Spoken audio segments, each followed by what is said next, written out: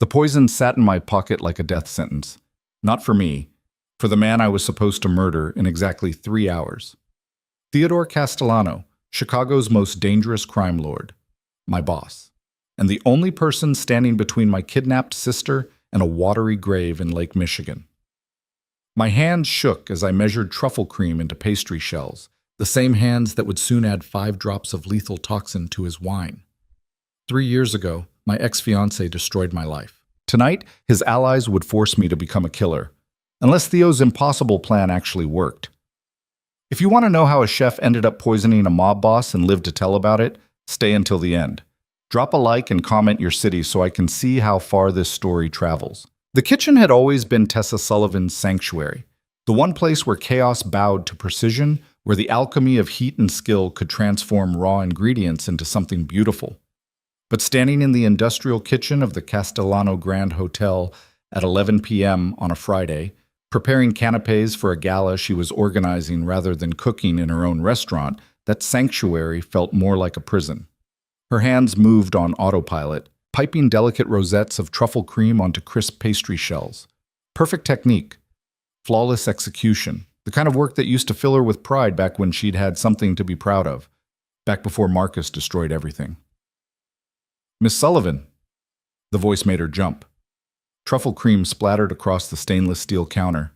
She looked up to find one of Theo Castellano's security team in the doorway, his presence somehow both deferential and commanding. The kind of man who could break your arm while apologizing for the inconvenience. Mr. Castellano requests your presence in his office before the gala begins.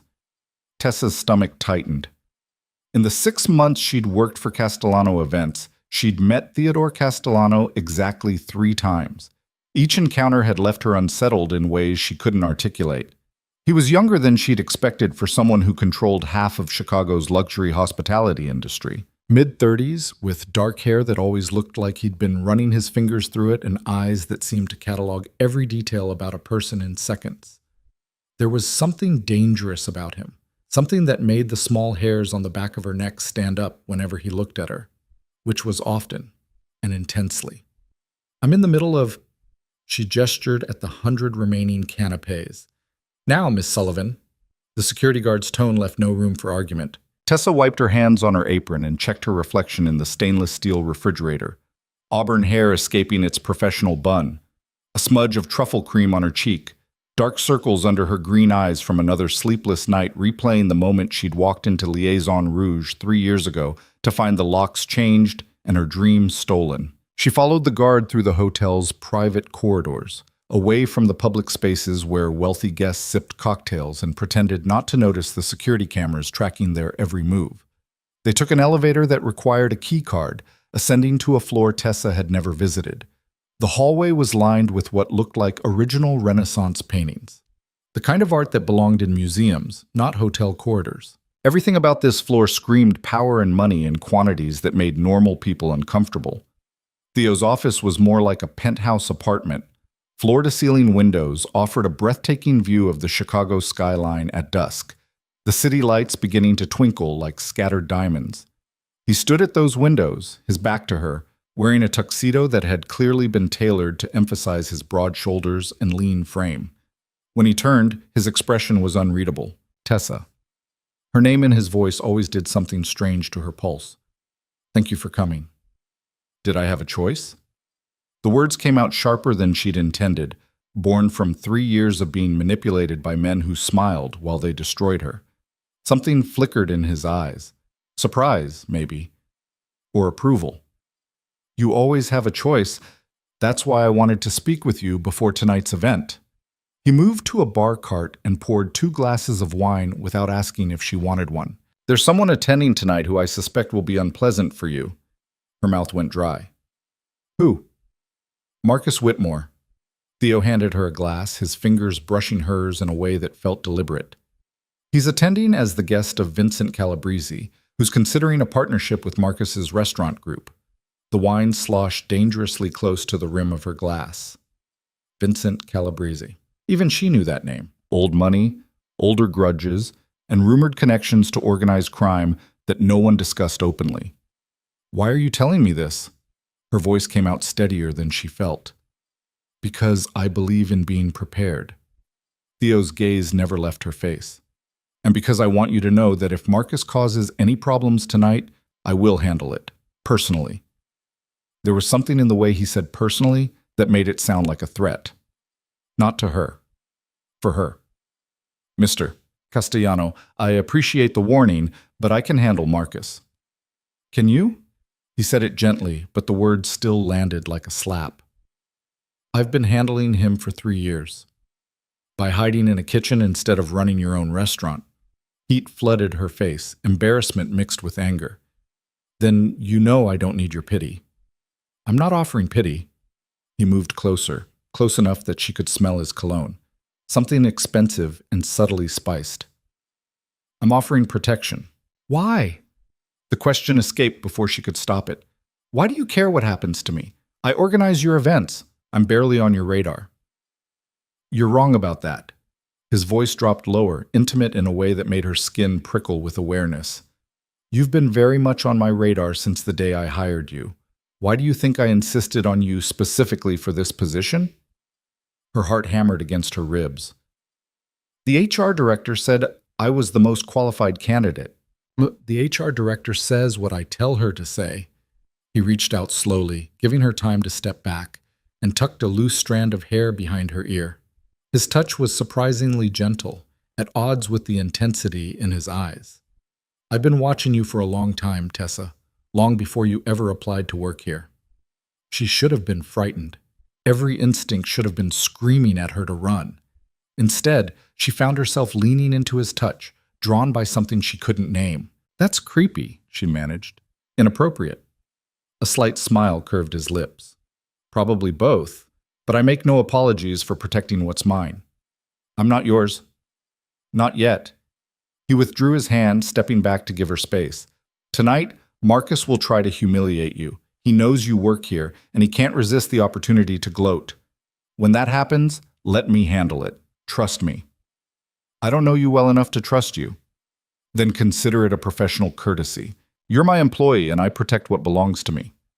There was that possessive edge again, the suggestion of something deeper and more dangerous than a simple employer-employee relationship. Go back to your kitchen, Tessa. Finish preparing for tonight. And whatever happens during the gala, remember that you're under my protection now. She wanted to argue, to tell him she didn't need anyone's protection, that she'd survived the destruction of her dreams, and could certainly survive an uncomfortable encounter with her ex-fiancé. But something in his expression stopped her, a certainty that made her think he knew things about tonight that she didn't. Why do I feel like there's more you're not telling me? She asked quietly. Because there always is. He moved back to the windows, dismissing her without words. Enjoy the gala, Miss Sullivan. Tessa left his office with more questions than answers, her skin still tingling where he'd touched her. The elevator ride back to the kitchen felt longer than it should have, giving her too much time to analyze the conversation, to wonder why Theodore Castellano, a man who commanded an empire, would concern himself with the wounded pride of a fallen chef. Back in the kitchen, her sous chef Jeremy looked up with relief. Thank God. I was about to send out a search party. What did Castellano want? To warn me that Marcus will be at the gala tonight. Tessa tied her apron back on and returned to the canapes, needing the familiar ritual to steady her shaking hands. Your Marcus? The one who... That's the one. She focused on piping perfect rosettes, letting muscle memory take over. Apparently he's partnering with some Calabrese person. Jeremy's face went pale. Vincent Calabrese? Tessa, that's not good. Why does everyone keep saying that name like it's a death sentence? He glanced around the kitchen as if checking for eavesdroppers, then lowered his voice. Because Vincent Calabrese is bad news. Old school Chicago family, if you know what I mean. The kind of people who make problems disappear, permanently. A chill ran down her spine. And Marcus is partnering with him. Either Marcus is an idiot, or he's more dangerous than you thought. Jeremy resumed his work on the salmon tartare. Be careful tonight, okay? Stay in the kitchen. Stay out of sight. But Tessa had never been good at hiding. The gala began at 8, and within an hour the ballroom was filled with Chicago's elite. Old money, new money, and the kind of people who transcended such classifications entirely. Tessa moved through the crowd with a clipboard, ensuring the catering staff maintained their precise timing, that the wine flowed freely, that every detail of the event reflected perfectly on Castellano events, and by extension, on Theo himself. She saw him across the room, surrounded by men in expensive suits. Their eyes met for a moment. He gave her an almost imperceptible nod, a reminder of his earlier promise.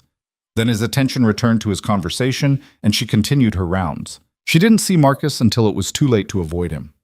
Well, well, his voice made her skin crawl.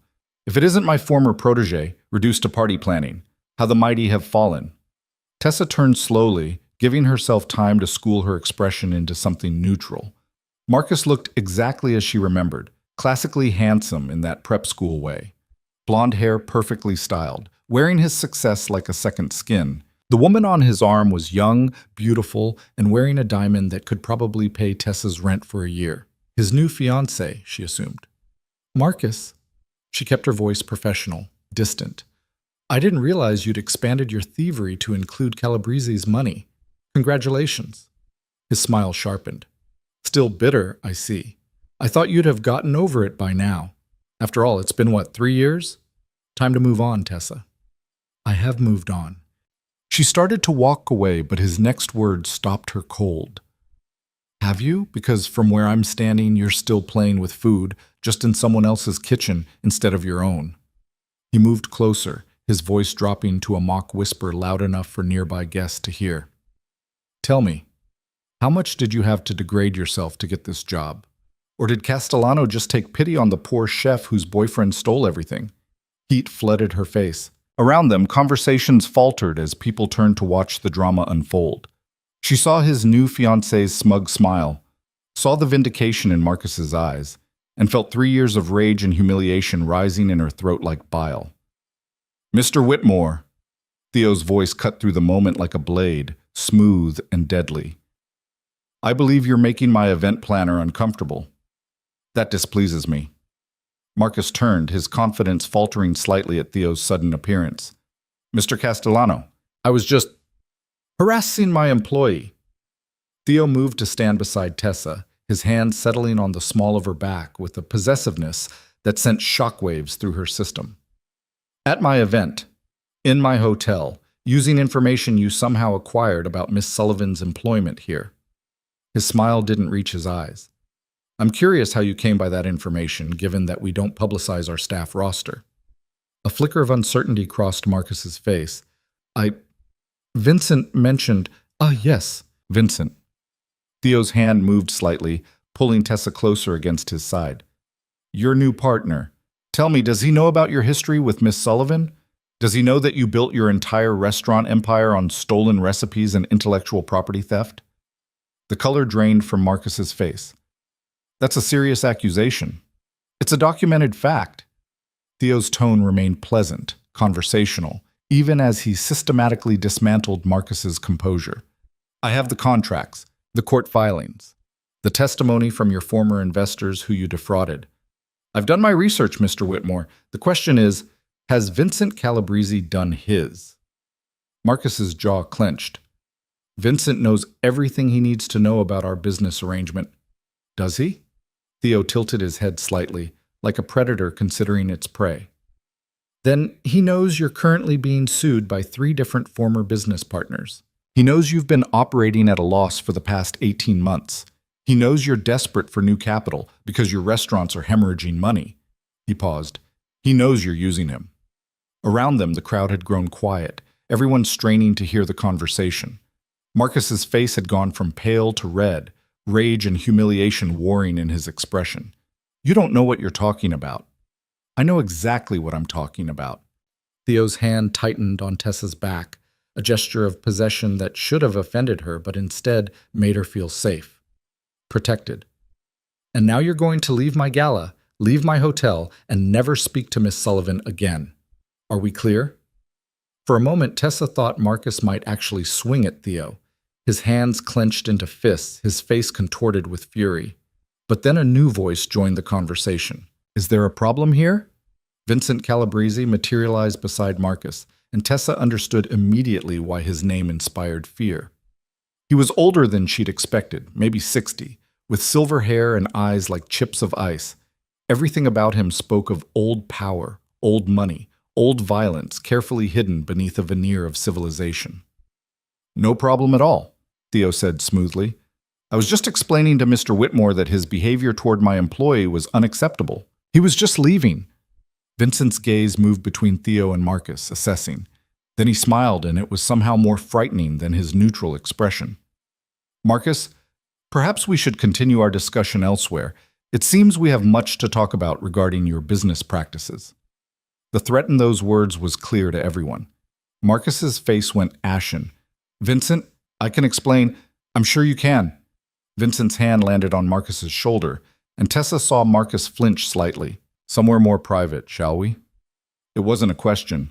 Marcus shot Tessa one last look of pure hatred before allowing Vincent to guide him away. His abandoned fiancée stood frozen for a moment before hurrying after them, her heels clicking frantically on the marble floor. The crowd's attention remained fixed on Tessa and Theo, whispers already spreading through the ballroom. Theo's hand hadn't moved from her back, and now he turned her toward him, his free hand coming up to cup her face with surprising gentleness. "Let them see what he lost," he murmured, and then he kissed her. It wasn't a gentle kiss.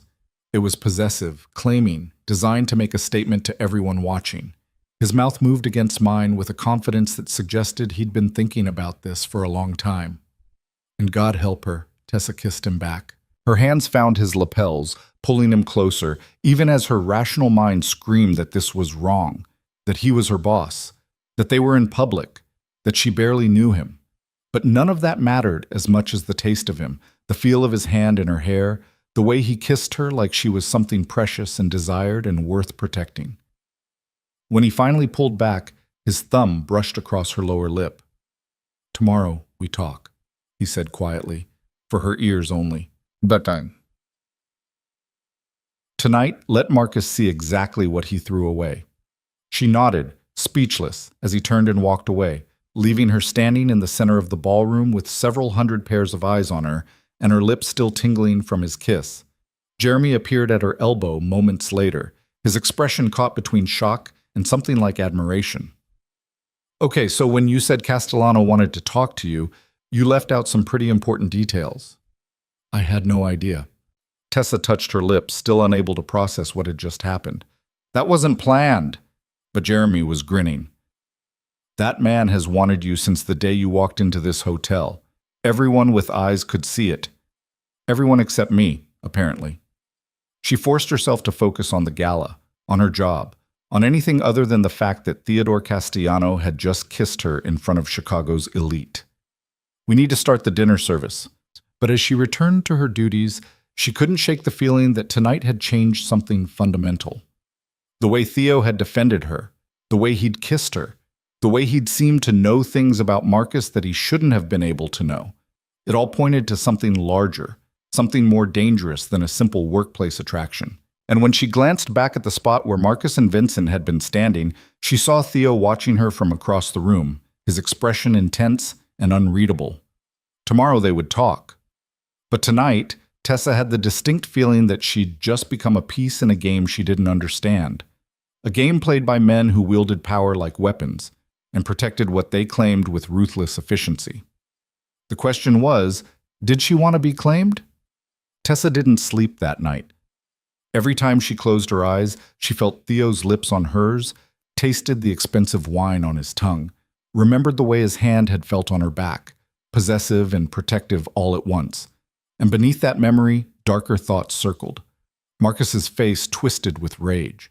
Vincent Calabrese's cold assessment, the way Theo had known things about Marcus's business that shouldn't have been public knowledge. By 6 a.m., she'd given up on sleep entirely and was in her apartment's tiny kitchen, stress-baking croissants from scratch. The repetitive motion of folding butter into dough usually calmed her, but today her hands shook enough that the layers came out uneven. Her phone sat on the counter, silent. Part of her expected Theo to call, to explain what the hell had happened last night. The other part hoped he'd forget the whole thing, let her slip back into the comfortable obscurity of being just another employee. The knock on her door at 7:30 made her jump, scattering flour across the counter. Through the peephole, she saw Theo's security guard from yesterday, the one who'd summoned her to Theo's office. Her stomach dropped. "Miss Sullivan?" He nodded politely when she opened the door. "Mr. Castellano requests your presence for breakfast. The car is waiting downstairs." "I'm not dressed for—" She gestured at her flower-covered pajamas. "You have 15 minutes." It wasn't a suggestion. 20 minutes later, Tessa emerged from her bedroom in the most professional outfit she owned, a simple navy dress and heels that pinched. The guard didn't comment on her tardiness, just escorted her to a black SUV with tinted windows that screamed organized crime so loudly she almost refused to get in. They didn't go to the hotel. Instead, the SUV wound through Chicago's streets to a neighborhood she'd never visited, stopping in front of what looked like a converted warehouse. The guard opened her door and led her through a heavy steel entrance into a space that took her breath away. The warehouse had been transformed into a stunning loft apartment, exposed brick walls, soaring ceilings, industrial fixtures mixed with expensive furniture. Floor-to-ceiling windows flooded the space with morning light. And in the open kitchen, because of course it had a kitchen that would make any chef weep with envy, Theo stood in jeans and a white t-shirt, making what smelled like fresh pasta. He looked up when she entered, his expression softening in a way she'd never seen before. "You came. Did I have a choice?" She echoed her words from yesterday, but this time without the sharp edge. "There's always a choice, Tessa." He wiped his hands on a towel and moved toward her. "Coffee?" "Answers." She stayed by the door, needing the distance. "You said we'd talk today, so let's talk. Starting with why you kissed me in front of half of Chicago's elite last night." "Multiple reasons." He poured 2 cups of coffee with the ease of someone comfortable in his own space. "The immediate reason was to send a message to Marcus and Vincent. The deeper reason is that I've wanted to kiss you for 6 months, and last night provided an excuse I couldn't resist." The casual honesty threw her. "You can't just—" "We work together. There are rules. I own the company. I make the rules." He held out a cup. "Cream, 2 sugars, the way you like it." She took the coffee automatically, then froze. "How do you know how I take my coffee?" "The same way I know you bake when you're stressed, that you call your sister every Sunday at 3 p.m., that you haven't been on a date since Marcus." His gaze never wavered. "That you have a scar on your left shoulder from the car accident that killed your parents when you were 16. Ice water flooded her veins. "That's not romantic. That's stalking. It's protection." He moved back to the stove, giving her space. 6 months ago, one of Marcus's former investors came to me with information about what Marcus had done to you, how he'd stolen your recipes, manipulated the contracts, destroyed your reputation. This investor felt guilty for believing Marcus's lies, and he wanted to make amends. Her hands tightened around the coffee cup. "What does that have to do with you?" "I looked into the situation. What I found made me angry." He stirred the pasta water, his movements controlled but tense. "Marcus didn't just steal your recipes. He stole your entire identity as a chef. The food he serves in his restaurants, it's your food. The signature dishes everyone praises, you created them. He's built an empire on your talent while you hide in event planning." "I'm aware of that." The bitterness in her voice surprised even her. "I was there, remember? I lived through having everything stolen." "But you don't know why." Theo turned to face her fully. "Marcus didn't target you randomly. He was hired to do it." The world seemed to tilt. "What?" 6 years ago, your parents owned 3 properties in what's now one of Chicago's most valuable development zones. When they died in that car accident, those properties should have gone to you and your sister. Instead, through a series of legal manipulations, they ended up owned by a shell corporation. He paused, watching her face. That shell corporation was controlled by Marcus's father, Edward Whitmore. Tessa had to sit down. The nearest chair caught her as her knees gave out. "You're saying my parents' accident wasn't an accident?" "I have proof, Tessa." Theo's voice was gentle but firm. Police reports that were buried. Witness statements that were never followed up on. Maintenance records showing the brakes on your parents' car had been recently serviced but somehow failed catastrophically. And most damning, a paper trail showing Edward Whitmore paid off the investigating officer. The coffee cup slipped from her nerveless fingers, crashing to the floor. She barely noticed. Why? Why would they kill my parents for properties? Because those properties are now worth approximately $40 million. And because Edward Whitmore is Vincent Calabrese's cousin. Theo crouched in front of her, his hands gentle on her knees. It all connects, Tessa. Your parents' deaths. Marcus targeting you specifically for a relationship. Stealing your restaurant. It was all orchestrated to keep you powerless and broke, unable to investigate or fight back. Tears burned her eyes, but she wouldn't let them fall. You're telling me that the man I was going to marry helped murder my parents?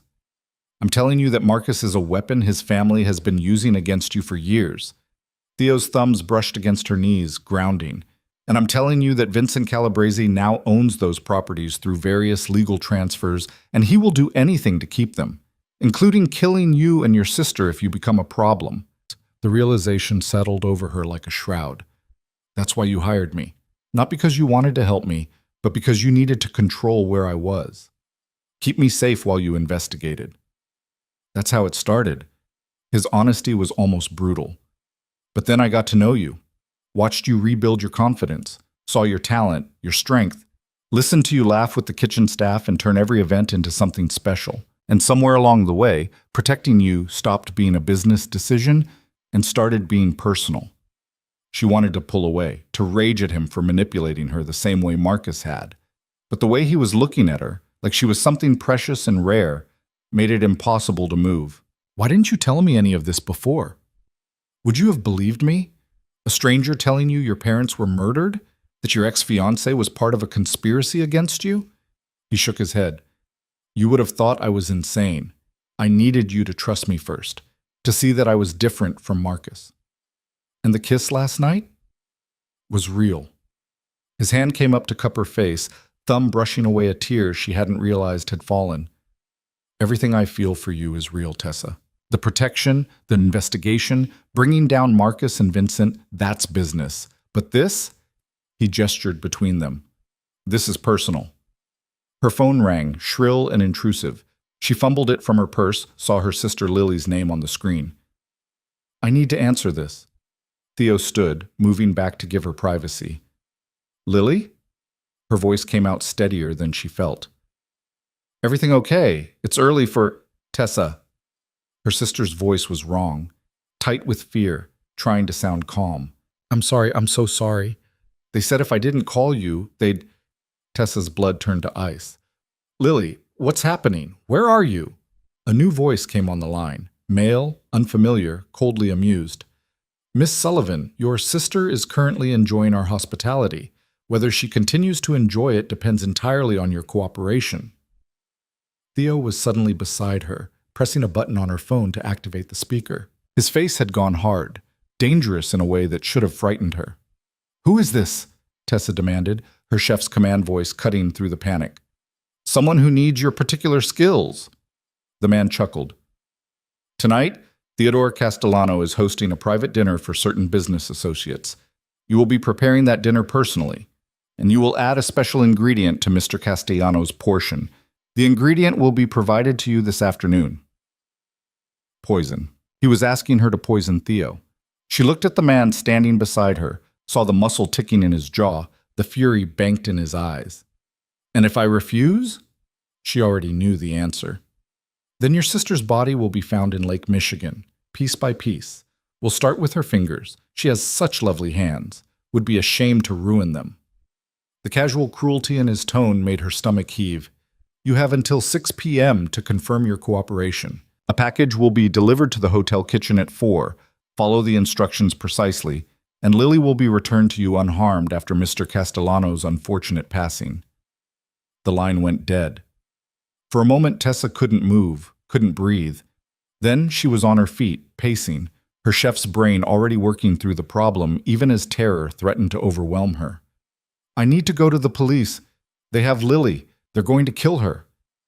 The police can't help you. Theo's voice was harder than she'd ever heard it. Half of them are on Vincent's payroll. The other half are too afraid to act against him.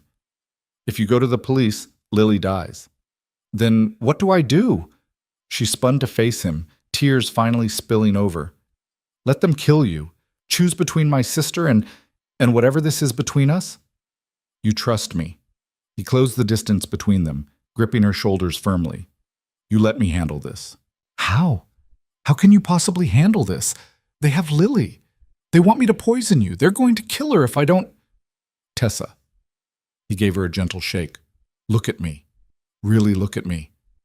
She forced herself to meet his eyes, saw something there that stopped her spiraling panic.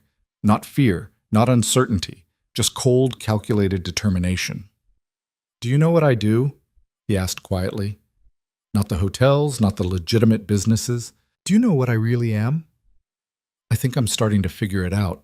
Her voice shook. I'm the head of the Castellano family. We control shipping, construction, waste management, and several other enterprises throughout Chicago and the Midwest. We have connections in every level of government, every police department, every courthouse. His thumbs rubbed circles on her shoulders, anchoring. Vincent Calabrese has been trying to muscle into my territory for 3 years. This, kidnapping your sister, forcing you to act against me, this is his move. He thinks he's backed me into a corner. Hasn't he? He's given me exactly what I needed, justification to end this war permanently. Theo pulled her closer, his forehead resting against hers. I have men tracking Lily right now. By tonight, I'll know where she's being held. And I promise you, Tessa, I will get her back. And if you can't, if something goes wrong, I can't lose her. She gripped his shirt, needing to hold on to something solid. She's all I have left. You have me. The words were simple, but the intensity behind them made her breath catch. I told you yesterday, you're under my protection now. That extends to your sister. No one touches what's mine. Ever. There was that possessive edge again. The assumption of ownership that should have infuriated her. Instead, it made her feel safe for the first time since Lily's terrified voice had come through the phone. What do you need me to do? She asked quietly. Exactly what they told you to do. At her sharp inhale, he continued quickly. You'll accept the package. You'll prepare the dinner. You'll add the poison to my food. But before you do, you'll bring the poison to me. I have contacts who can analyze it, determine what it is, and prepare an antidote. That's insane. She pulled back to stare at him. What if something goes wrong? What if they're watching and see me give you the poison first? What if...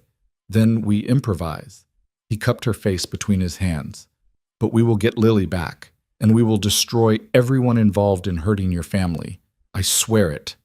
His certainty was almost frightening. This was a man used to wielding power, used to winning, used to removing obstacles with ruthless efficiency. And right now, that power was focused on protecting her. Why? The question escaped before Tessa could stop it. Why do you care so much? You barely know me. I know you better than you think. His smile was slight, sad. 6 months of watching, learning everything about you. 6 months of seeing your strength, your talent, the way you've survived everything life threw at you. 6 months of falling for a woman who didn't even know I existed beyond a distant boss. Theo. She didn't know what to say. You don't have to say anything. He pressed a kiss to her forehead, gentle and lingering. Just trust me. Let me protect you and Lily. And when this is over, when Vincent and Marcus and everyone who hurt you is dealt with, then we'll figure out what this is between us. And if I can't handle what you are, she had to ask, if I can't live with the violence, the crime, then I'll let you go. The pain in his voice was real. But give me a chance first, Tessa. Let me show you that I'm different from Marcus, that I'll never hurt you, never steal from you, never use you, that everything I do to protect you. His phone buzzed. He checked it, his expression hardening. They're moving Lily. My men are tracking the vehicle. I need to coordinate the extraction. Let me come with you. No. He was already moving toward a room she assumed was his office. You go to work. Act normal. Accept the package when it arrives. I'll have someone watching you at all times. When the dinner starts tonight, follow your instincts. If something feels wrong, you signal my security team. We'll be ready. What's the signal? He paused in the doorway, a slight smile crossing his face despite the tension. Order me a Manhattan. I hate Manhattans. Everyone in my organization knows that. If you bring me one during dinner, they'll know something's wrong. It was absurd, planning for disaster using cocktail preferences, but she nodded, committing it to memory. Theo, get my sister back. I will. His gaze held hers for a long moment. And Tessa, after tonight, no one will ever threaten you again. I'll make sure of it. He disappeared into his office, leaving her standing in his beautiful apartment with cold coffee on the floor and her entire world crumbling around her. Her parents hadn't died in an accident. They'd been murdered. Marcus hadn't loved her. He'd targeted her as part of a long-term conspiracy. And the man who'd just promised to save her sister was a crime lord who'd been watching her for months. She should have run. Should have grabbed Lily and disappeared, started over somewhere far from Chicago and its dangerous families and their deadly games. But as she listened to Theo's voice through the office door, firm and commanding as he coordinated whatever criminal empire he controlled, Tessa realized she wasn't going anywhere. Because despite everything, despite the manipulation, the surveillance, the casual violence implicit in his world, Theo Castellano was the first man since her parents died who'd made her feel truly protected, who'd looked at what Marcus had done to her and decided to make it right, who'd kissed her like she was precious and promised to destroy anyone who hurt her. Maybe that made her as twisted as the men who played these power games. Or maybe it just made her a woman who was tired of being a victim, ready to become something more dangerous. Theo's driver appeared at her elbow. I'll take you to work, Miss Sullivan. You'll need to be seen arriving normally, acting as if nothing has changed. She nodded, gathering her purse, trying to smooth her expression into something that wouldn't betray the chaos raging inside her. As they left the loft, she caught a glimpse of Theo through his office window, phone pressed to his ear, his face hard with concentration. He looked up, caught her eye, and mouthed 2 words. Trust me. And somehow, she did. The hotel felt different as Tessa walked through its elegant corridors that afternoon. Or maybe she was different, seeing everything through the lens of what Theo had revealed. The uniformed security guards weren't just hotel employees. They were Theo's soldiers, part of a vast organization she'd been blind to for months. The wealthy guests weren't just clientele. Some of them were undoubtedly part of Chicago's criminal elite, doing business under the guise of luxury hospitality. She'd been living in a different world without even knowing it. Jeremy took one look at her face when she entered the kitchen and immediately pulled her into the walk-in cooler, the only place in the hotel where conversations couldn't be easily overheard. What happened? His hands gripped her shoulders, forcing her to meet his eyes. You look like you've seen a ghost. Lily's been kidnapped. The words came out flat, drained of emotion by sheer shock. They're making me poison Theo tonight, or they'll kill her. Jeremy's face went pale, then red with fury. Who? Marcus? Vincent? Does it matter? She laughed, a jagged sound with no humor in it. They have my sister. They want me to murder my boss. And Theo just told me that my parents' car accident 6 years ago wasn't an accident. It was murder, orchestrated by Marcus's family to steal our properties. Christ! Jeremy pulled her into a hug and she let herself lean into his warmth for just a moment. What are you going to do? Exactly what they're asking. Theo knows about the poisoning attempt. He has a plan to get Lily back. She pulled away, forcing herself to breathe evenly. The package should arrive at 4. I need you to pretend everything's normal. Can you do that? Tessa, this is insane. You should... The police can't help. She repeated Theo's words, believing them now. This is bigger than me, bigger than Lily. This is about territory and power and old grudges I didn't even know existed. The only person who can help us is Theo. Jeremy's expression said everything about what he thought of trusting a crime lord with their lives, but he nodded. What do you need from me? Help me prep for tonight's dinner. Beef Wellington, because of course Vincent Calabrese wants the most complicated, showiest dish possible. Keep everyone focused on the food, not on me. And if anything goes wrong... She gripped his hand hard. Get out. Don't try to be a hero. Screw that. His jaw set stubbornly. You're not doing this alone. The package arrived at precisely 4 p.m., delivered by a courier who looked like he'd rather be anywhere else.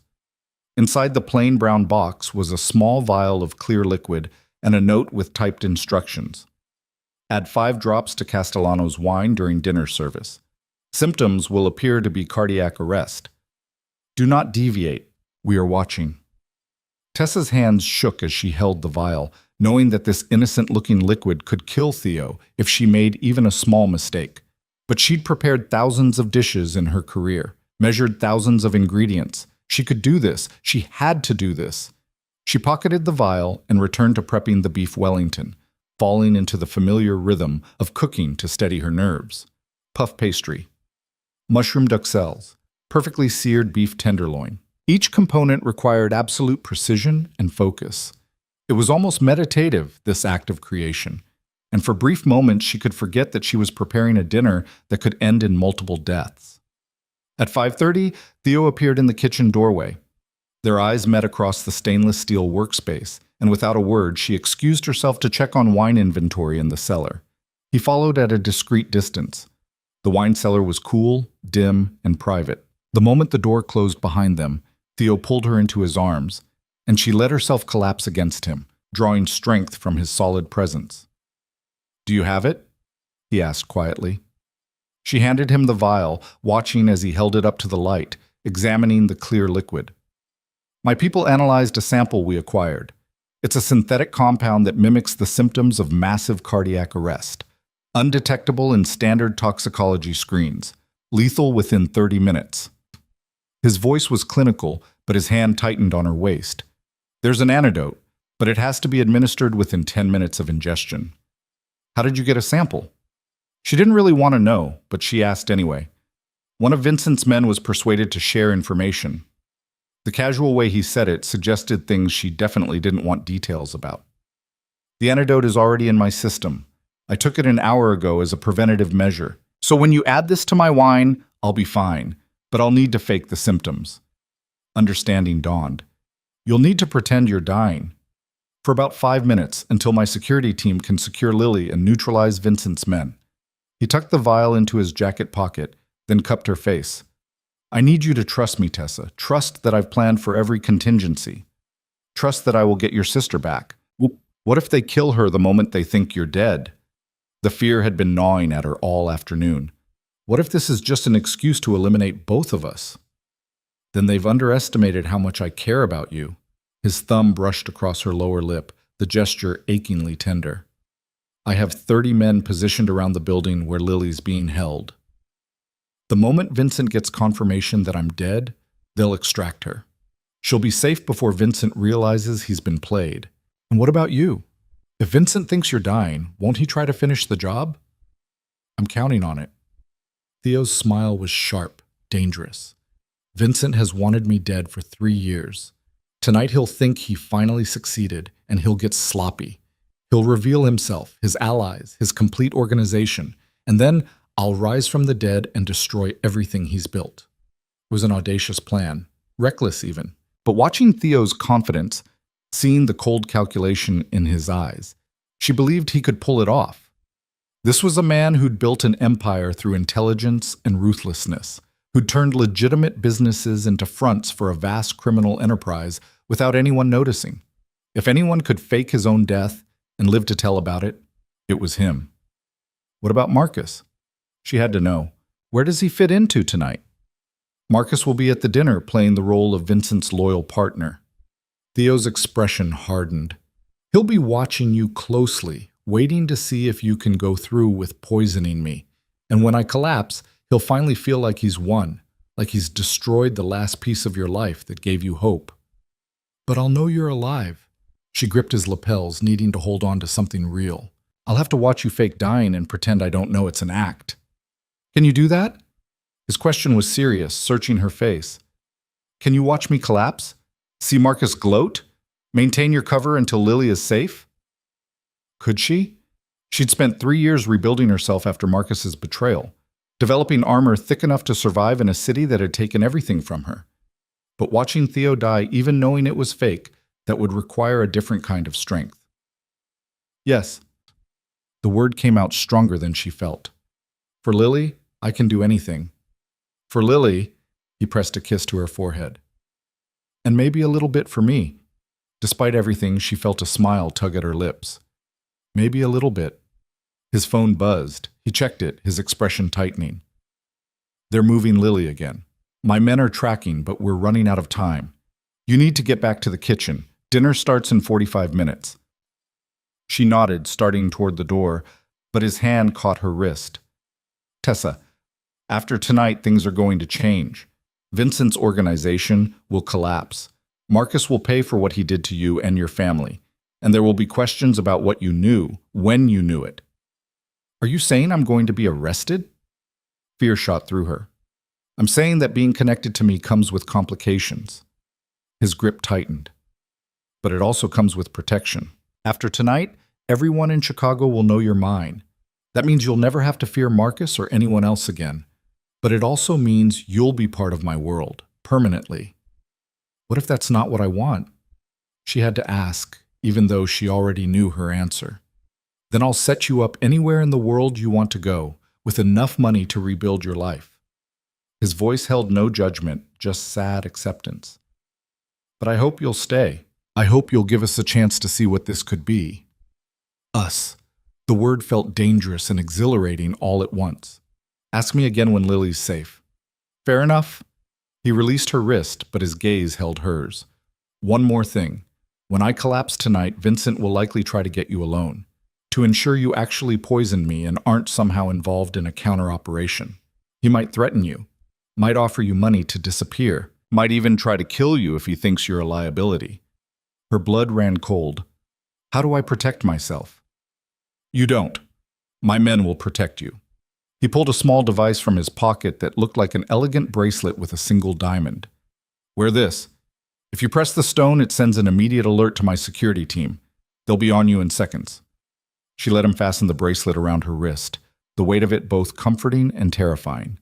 She was really doing this, really about to poison her employer, watch him fake his death, and survive whatever came after. Theo, if something goes wrong, it won't. He cut her off with another kiss, this one fierce and claiming. But if it does, know that protecting you and Lily is worth any risk. You're worth any risk. Then he was gone, leaving her alone in the wine cellar with shaking hands and a bracelet that felt like both armor and a collar. The next 45 minutes passed in a blur of controlled chaos. The beef Wellington came out perfectly. Golden puff pastry, pink beef, rich duxelles, plated with artistic precision on bone china. The wine was decanted, the table in the private dining room set with crystal and candles. Everything was perfect, elegant, exactly the kind of dinner that would be remembered, just not for the reasons Vincent thought. Tessa watched through the kitchen service window as the guests arrived. Vincent Calabrese, silver-haired and coldly handsome in a charcoal suit. Marcus looking smug and viciously satisfied, his new fiancée conspicuously absent. 3 other men she didn't recognize, all with the same aura of controlled violence that hung around Vincent like expensive cologne. And Theo, appearing last, looking devastatingly handsome in a black tuxedo, his expression politely neutral as he greeted his enemies like honored guests. Her hands clenched on the counter. Jeremy appeared at her elbow, his face tight with worry. Are you sure about this? No. Honesty felt safer than bravado. But what choice do I have? You could run, right now. Just leave and never look back. And abandon Lily? Abandon Theo? She shook her head. That's not who I am anymore. I'm done running from Marcus, done letting powerful men decide my fate. Tonight I fight back. Jeremy studied her for a long moment, then nodded. Then let's make this the best damn last meal of Vincent Calabrese's career. They served the first course, seared scallops with parsnip puree and microgreens. Tessa watched the guests eat, saw Marcus lean over to whisper something to Vincent, both men's gazes sliding toward the kitchen where they knew she was watching. Theo caught her eye for just a moment, his expression unreadable. Second course. Third course.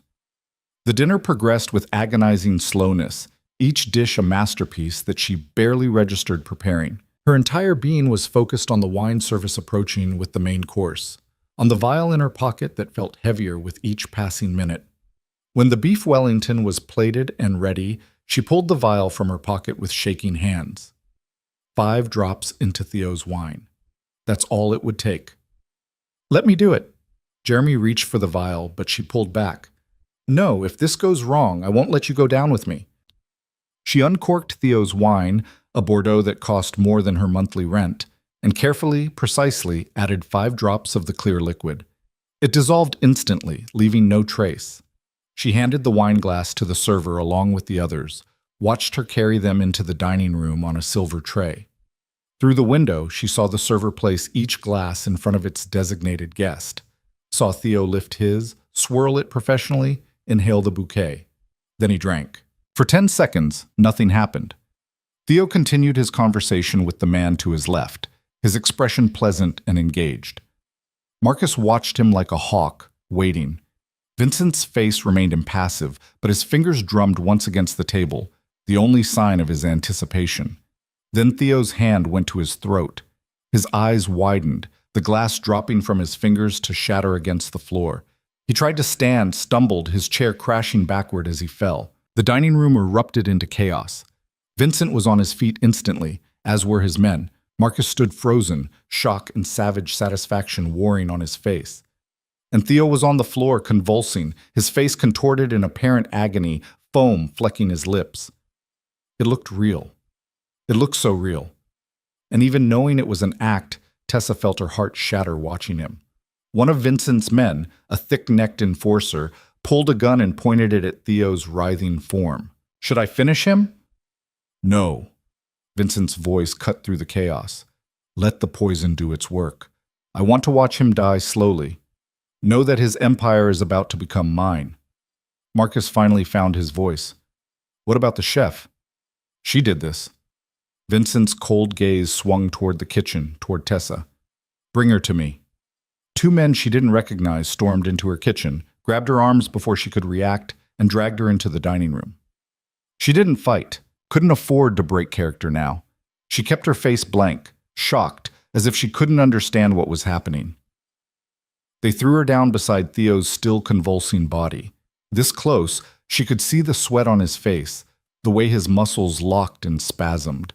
He was good, too good. If she hadn't known better, she would have sworn he was dying. Vincent crouched beside her, his hand fisting in her hair, wrenching her head back to force her to look at him. "Did you do this? I don't..." She let her voice shake, let real tears fall. "He's dying. Oh God, he's dying." "Answer the question." Vincent's grip tightened painfully. "Did you poison Theodore Castellano?" Behind him, Marcus watched with undisguised glee. This was his revenge fantasy playing out, her broken and terrified. Theo dying. Everything she cared about destroyed. He didn't even try to hide his satisfaction. "They have my sister." The words tumbled out, half truth and half lie. "They said they'd kill her if I didn't put something in his wine." "Good girl." Vincent's smile was hideous, triumphant. "Your sister is fine, for now. Whether she stays that way depends on how useful you continue to be." Theo's convulsions were slowing. His breathing became shallow, ragged. Tessa watched him, counted the seconds, waited for the signal that would tell her Lily was safe. Vincent's phone buzzed. He released her hair to check it, his expression shifting from triumph to confusion to fury in seconds. What the hell? Whatever he'd been about to say was cut off by the sound of breaking glass from multiple directions. Suddenly, the dining room was filled with armed men in black tactical gear, red laser sights painting every surface, and a voice over a megaphone ordering everyone to get on the ground. But Tessa only had eyes for Theo, who opened his eyes, looked directly at her, and winked. Then all hell broke loose. The next 60 seconds were the longest of Tessa's life.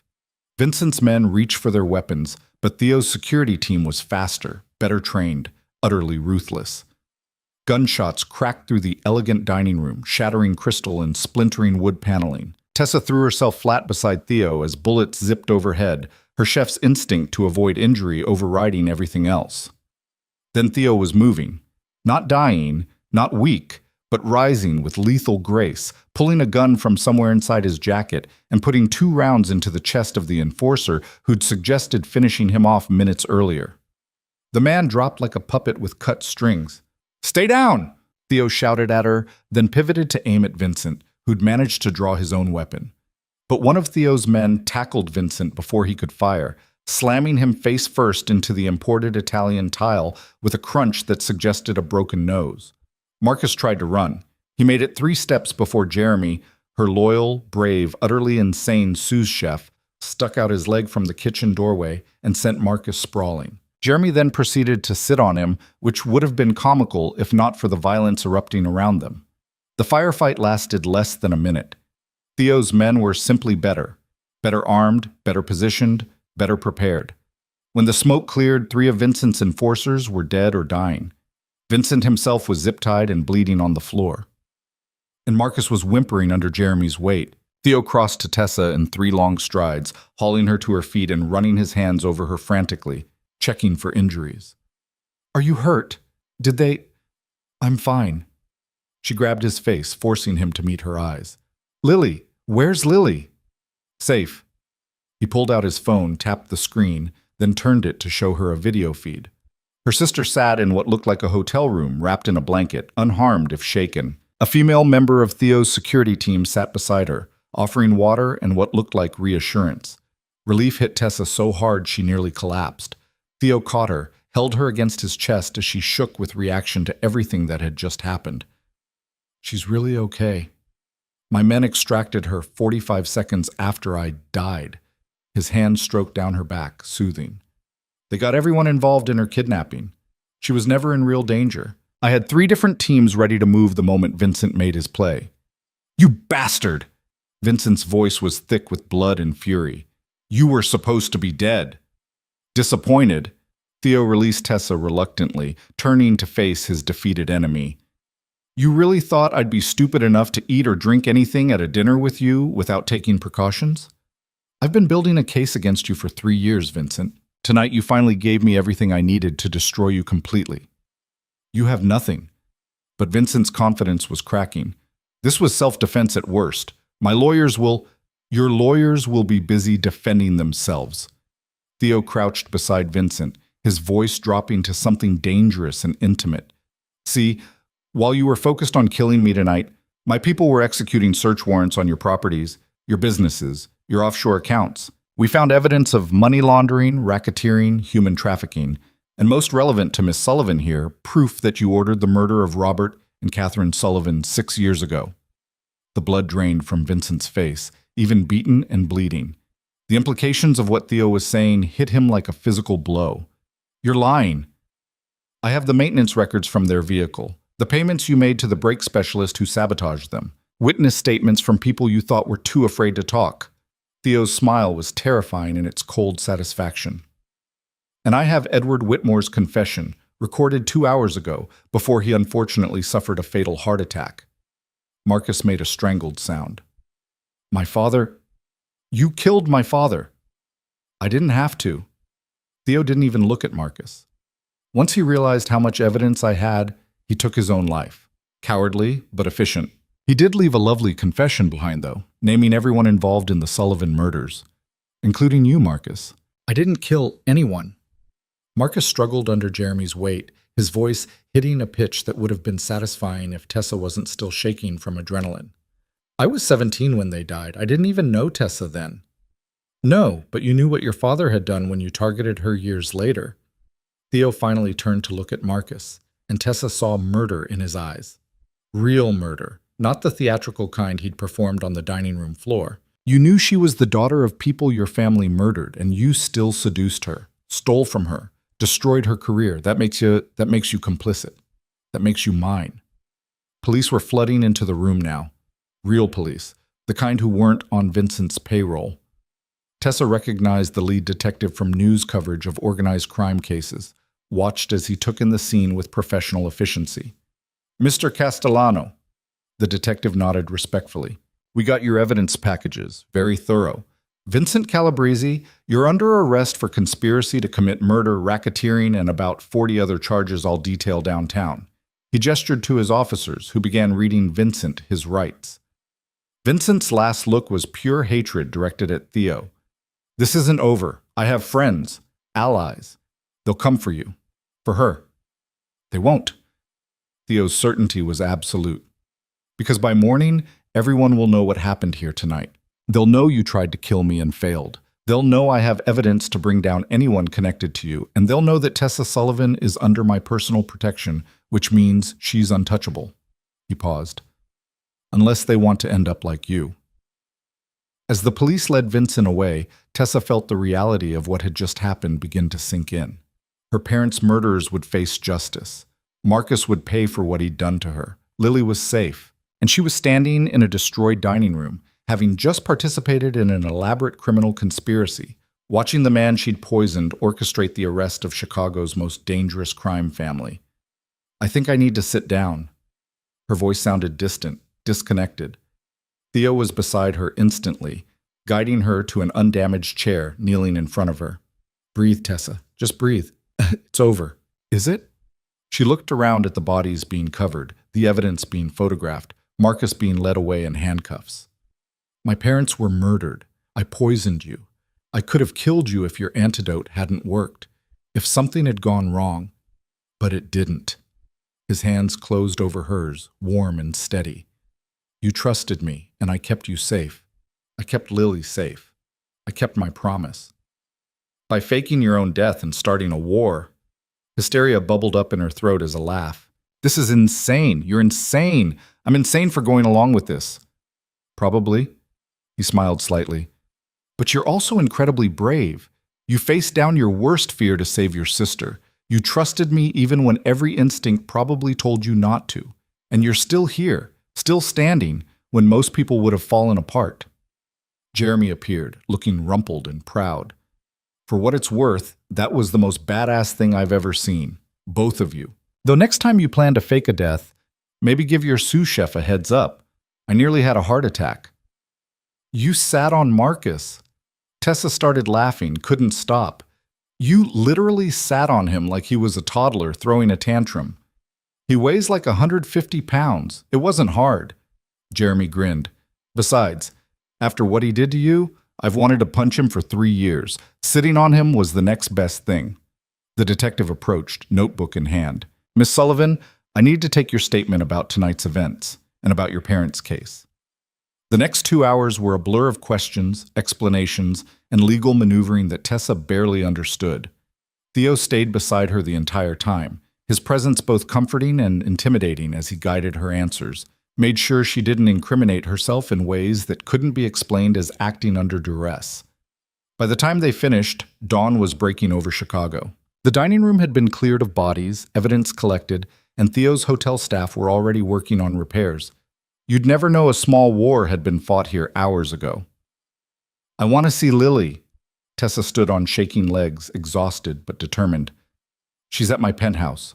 Theo offered his arm and she took it, needing the support. "I had her brought there as soon as she was medically cleared. She's safe, Tessa, I promise." The drive to Theo's building felt surreal. Tessa kept waiting to wake up, to discover this was all some stress-induced nightmare.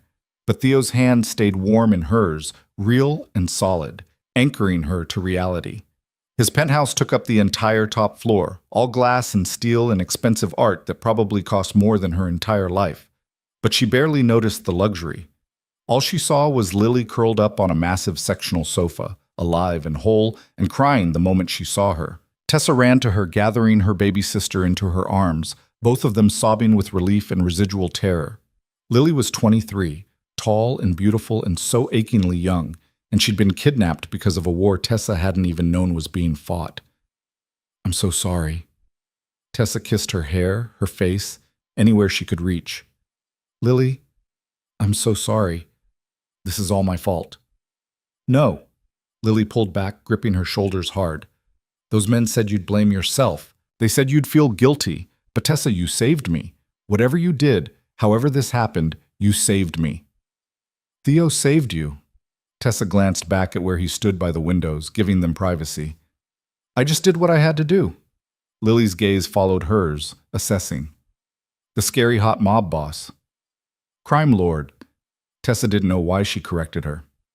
"And yes, the one who's been watching you for months."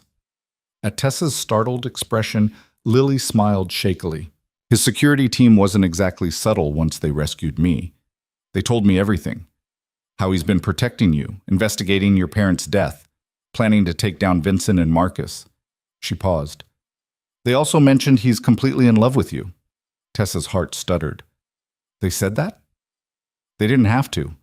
I saw how he looked at you in that video feed they showed me when you were being questioned by Vincent. Like you were the only thing in the world that mattered." Lily squeezed her hands. "Tessa, I know this is crazy and dangerous and probably a terrible idea, but when was the last time someone looked at you like that? Like you were precious? Never. The answer was never. Marcus had looked at her like she was a possession to be acquired and then discarded. Other men had looked at her with appreciation or desire or casual interest. But Theo looked at her like she was something worth destroying his enemies for. I should probably think this through more carefully. Tessa stood, aware of Theo turning from the windows as she approached. I should consider the implications, the danger, the moral complications of being involved with someone who's clearly committed multiple crimes. Probably. Theo's expression was carefully neutral, but she saw the tension in his shoulders, the hope he was trying to hide. But I'm going to kiss you instead. And she did, rising on her toes to press her lips to his, pouring all of her relief and terror and growing feelings into the contact. He responded immediately, his arms coming around her, holding her like she was something infinitely precious that he'd nearly lost. When they finally broke apart, both breathing hard, he rested his forehead against hers. I meant what I said earlier. You always have a choice. If this is too much, if you can't handle what I'm a chef who just poisoned someone and survived a shootout. She smiled against his lips. I think I can handle dating a crime lord. Dating? His smile was pure male satisfaction. I was thinking something more permanent. Let's start with dating and see where it goes. But she was smiling too, feeling lighter than she had in years. Also, I have conditions. Name them. He'd apparently agree to anything in this moment. 1. You help me rebuild my career, my restaurant, my reputation. All of it. I want Liaison Rouge back. Already done. I bought the building Marcus was using 2 months ago. It's yours whenever you're ready. Tessa blinked. You bought my restaurant? Technically, I bought Marcus's restaurant, but it was always yours. He brushed a strand of hair from her face. I've been waiting for the right time to return it. Consider it yours. Condition 2. Lily stays protected. Whatever security you've given me extends to her. Done. She'll have a protection detail whether she wants it or not. At her concerned look, he added, discreet. They'll stay out of sight unless there's danger. Condition 3, and this is the big one. She took a deep breath. I need you to go legitimate. Not overnight, not immediately, but eventually. I can't build a life with someone who might end up dead or in prison. His expression sobered. That's a big ask, Tessa. My family has been in this business for generations. I know, which is why I'm saying, eventually, not tomorrow. She held his gaze. But if you want me, really want me, not just for now but for the future, then I need to know we have a future. One that doesn't end with me visiting you in a federal prison. He was quiet for a long moment, his expression unreadable. Then he nodded slowly. I can't promise it will be easy. There are obligations. Ties that can't be severed cleanly, but I can start transitioning the legitimate businesses away from the criminal enterprises. It will take time, maybe years, but I'll do it. For you. For us, she corrected, because I meant what I said about helping. I'm not just your girlfriend sitting at home waiting for you. I'm your partner in everything. His smile was slow, dangerous, and utterly captivating. Partner? I like the sound of that. Behind them, Lily cleared her throat loudly. This is super romantic and everything, but can we maybe get some food? I've been kidnapped and traumatized, and I stress eat. Theo laughed, a real unguarded sound Tessa had never heard from him before. What would you like? I can have anything delivered. Tessa's cooking. Lily looked at her with pleading eyes. Please, your risotto, the one with the wild mushrooms. I need comfort food made by my sister who just saved my life and took down a criminal empire. I didn't take down, Tessa started, but Theo cut her off. Yes, you did. You were the catalyst for everything that happened tonight. Vincent underestimated you, thought you were just a pawn. He didn't realize you were the queen. His hand found hers squeezed. And queens don't just survive, they conquer. It was ridiculous, overdramatic, probably influenced by the adrenaline still flooding all of their systems. But standing in Theo's penthouse with her sister safe, and the man who'd risked everything to protect them, looking at her like she'd hung the moon, Tessa felt something she hadn't felt in 6 years. She felt powerful. Okay. She headed toward what she assumed was the kitchen. But I'm using your ridiculously expensive ingredients, and you're going to sit there and watch me cook like normal people instead of hovering like the overprotective crime lord you are. I make no promises. But he followed her, and when she found his kitchen, which was even more spectacular than the one in his loft, he settled onto a bar stool and watched her work with an expression of profound contentment. Lily joined him, and for the next hour, Tessa cooked for the two people she loved most in the world, using the skills her parents had taught her, in a city that had tried to destroy her, under the protection of a man who'd declared war on her enemies. It should have felt surreal. Instead, it felt like coming home. The sun was fully up by the time they finished eating, Chicago's skyline glittering in the morning light like a promise of better things to come. Lily had finally crashed on Theo's guest bed, emotionally and physically exhausted, leaving Theo and Tessa alone in his living room with cold coffee and the comfortable silence of people who'd survived something momentous together. "What happens now?" Tessa asked, curled into the corner of his sectional sofa, wearing one of his t-shirts because her clothes from last night were covered in splattered sauce and the memory of violence. "Now we rebuild." Theo sat beside her, close enough that their thighs touched. "Your restaurant, your reputation, your life. Vincent's empire gets dismantled piece by piece. Marcus goes to prison for conspiracy to commit fraud, theft of intellectual property, and being an accessory after the fact to your parents' murders. Will it stick?" She'd seen enough crime shows to know that rich men with good lawyers often walked. "It will stick." His certainty was absolute. "I have prosecutors who owe me favors, judges who understand the value of my cooperation, and enough evidence to put Marcus away for 20 years minimum. He'll die in prison, Tessa. I'll make sure of it." She should have been horrified by his casual promise of destruction. Instead, she felt only grim satisfaction. "Good. As for your parents' case, that's trickier. Edward Whitmore is dead. Vincent will likely make a deal to testify against his remaining allies, but there are still loose ends. People who helped, who covered up evidence, who profited from your parents' deaths." He took her hand, his thumb tracing circles on her palm. "I'll find every single one of them, and I'll make them pay." "Legally?" she had to ask. "Mostly." His smile was wry. "I meant what I said about going legitimate eventually. But that doesn't mean I won't use every tool at my disposal, legal and otherwise, to get justice for you." They sat in silence for a moment, and Tessa thought about her parents. She'd spent 6 years believing their deaths were a tragic accident, mourning them, but accepting that sometimes bad things happen to good people. Knowing the truth, that they'd been murdered, that their deaths were orchestrated by people who saw them as obstacles to profit, changed everything. It made her grief sharper, more complicated, tangled up with rage and the need for revenge she'd never allowed herself to feel before. "Tell me about them." Theo's quiet request interrupted her dark thoughts. "Your parents. I know the facts from my investigation, but I don't know who they were." Tessa smiled, remembering. "My dad was a dreamer. He owned 3 small commercial properties and thought he could turn them into something special: artist studios, community spaces, places that would revitalize the neighborhood. My mom was the practical one, always doing the math, making sure his dreams had foundations in reality." She swallowed past the lump in her throat. "They loved cooking.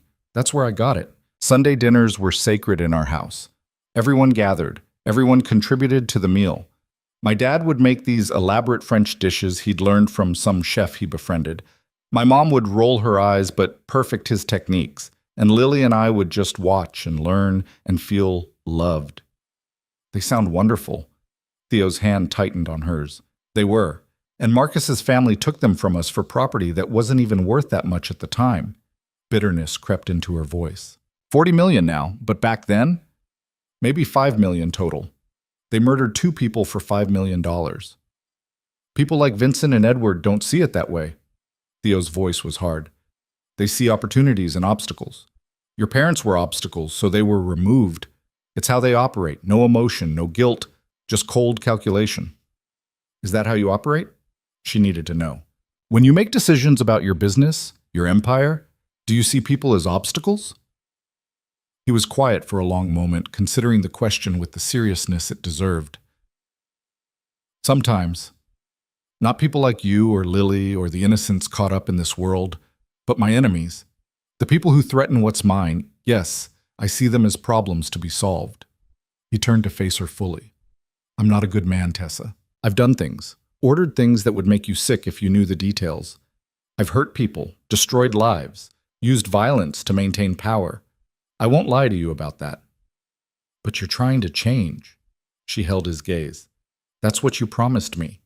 That you'd transition to legitimate business eventually. I will. Because you're right. This life has an expiration date. Either I transition out voluntarily, or I end up dead or in prison like Vincent. He reached up to cup her face. But, Tessa, you need to understand something. Going legitimate doesn't mean becoming harmless.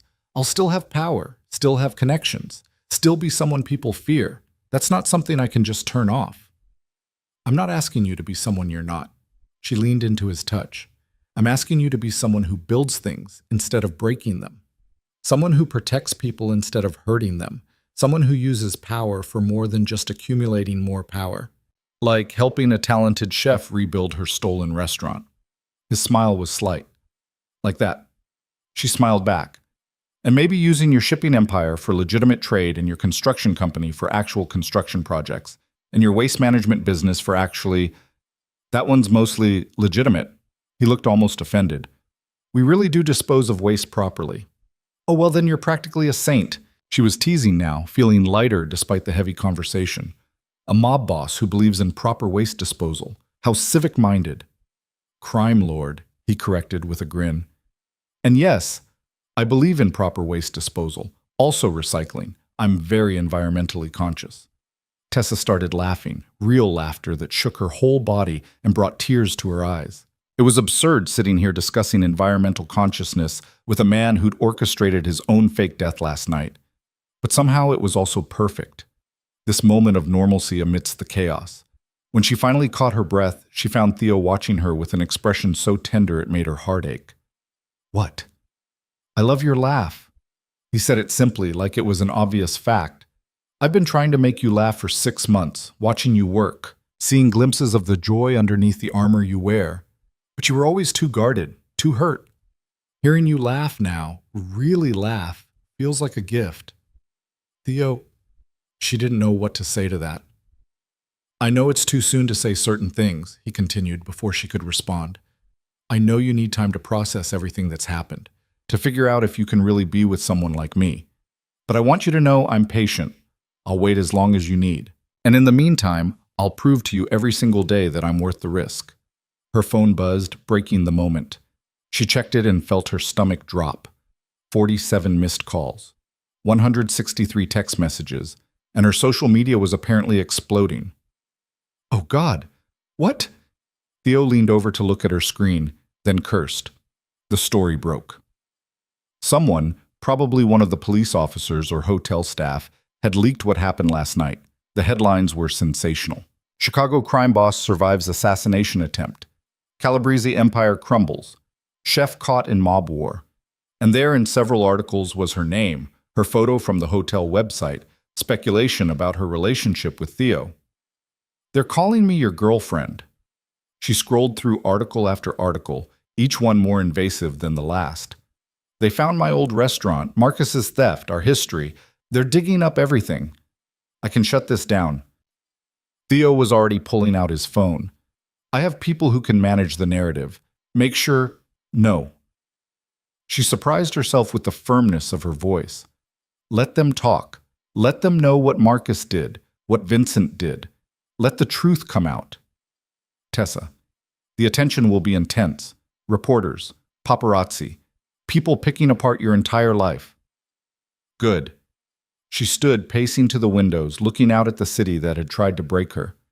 For 3 years I've been hiding, playing it safe, staying small, letting Marcus win because I was too afraid to fight back.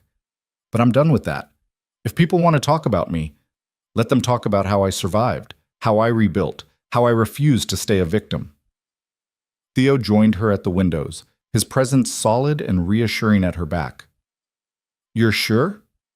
I'm sure. She turned to face him. Besides, they're going to find out about us eventually anyway. We might as well control the narrative from the start. Us? His smile was slow and devastating. So there isn't us. Apparently. She tried to sound casual, but her racing heart betrayed her. Though we're taking it slow. Dating, remember? Not whatever this intense possessive your mind thing is that you keep doing. I'll try to dial it back. He didn't sound convincing. Fair warning, though. I've spent 6 months thinking of you as mine. That's not a switch I can just turn off. Then I guess I'll have to get used to it. She surprised them both by stepping closer, wrapping her arms around his waist. Because apparently I like the intense possessive thing more than I should. His arms came around her, holding her against his chest, and for a moment they just stood there. Two people who'd survived the night, finding comfort in each other's presence.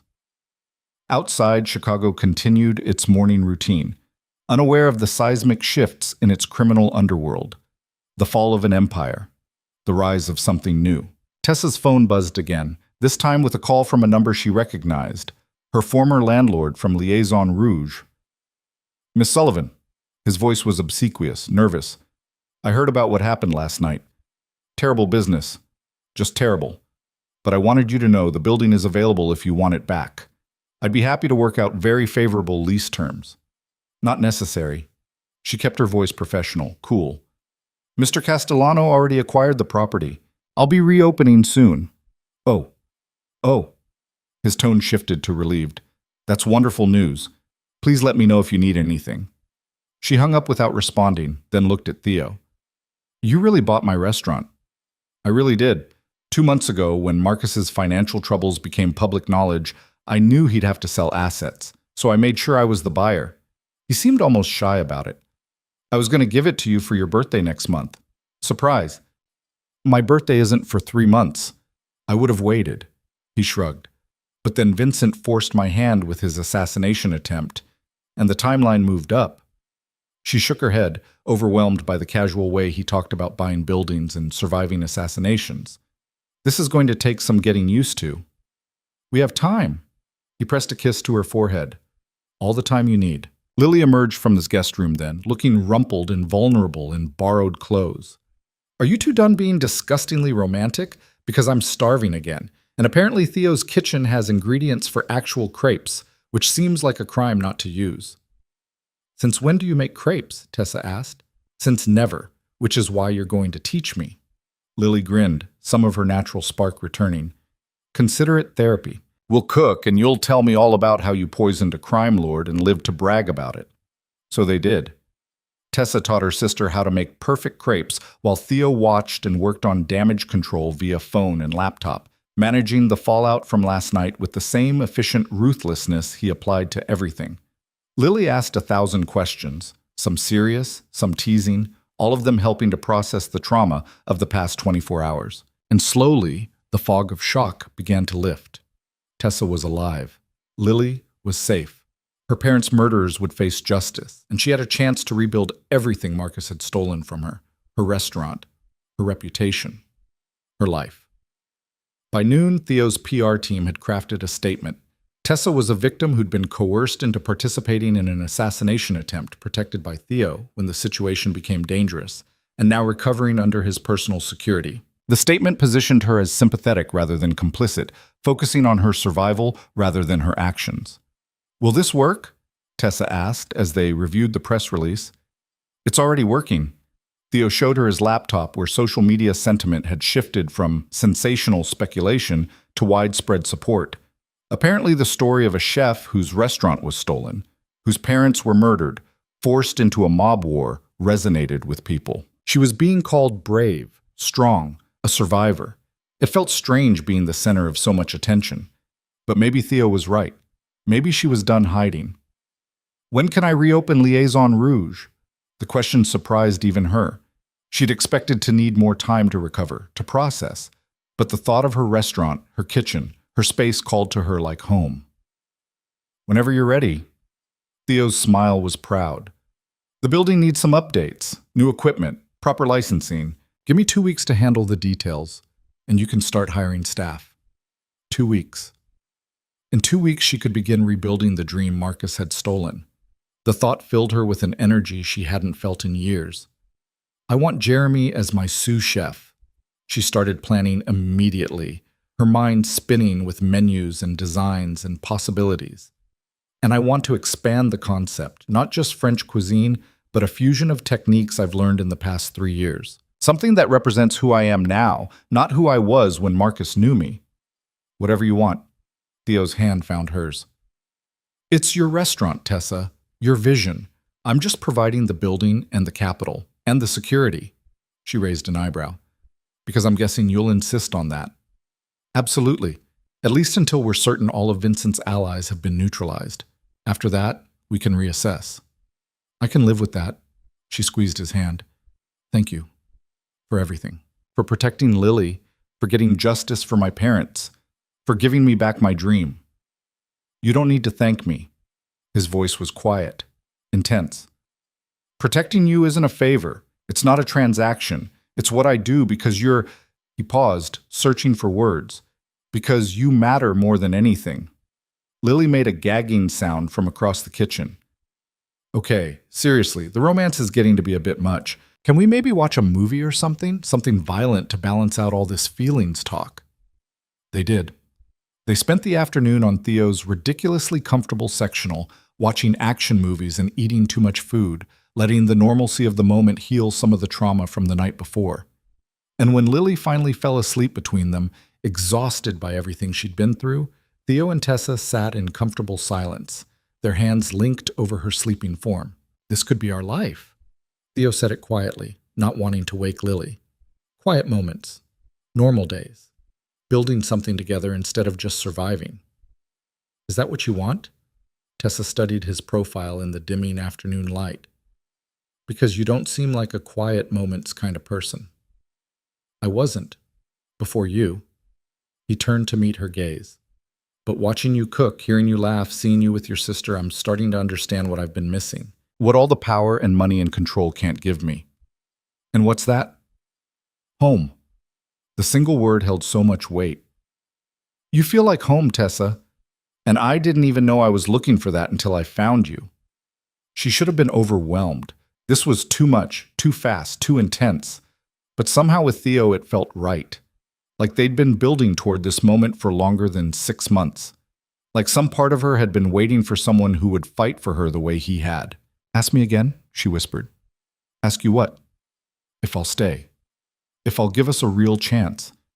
Ask me again. His eyes darkened with understanding. Will you stay, Tessa? Will you let me prove that I can be what you need? Will you give me the chance to build something real with you?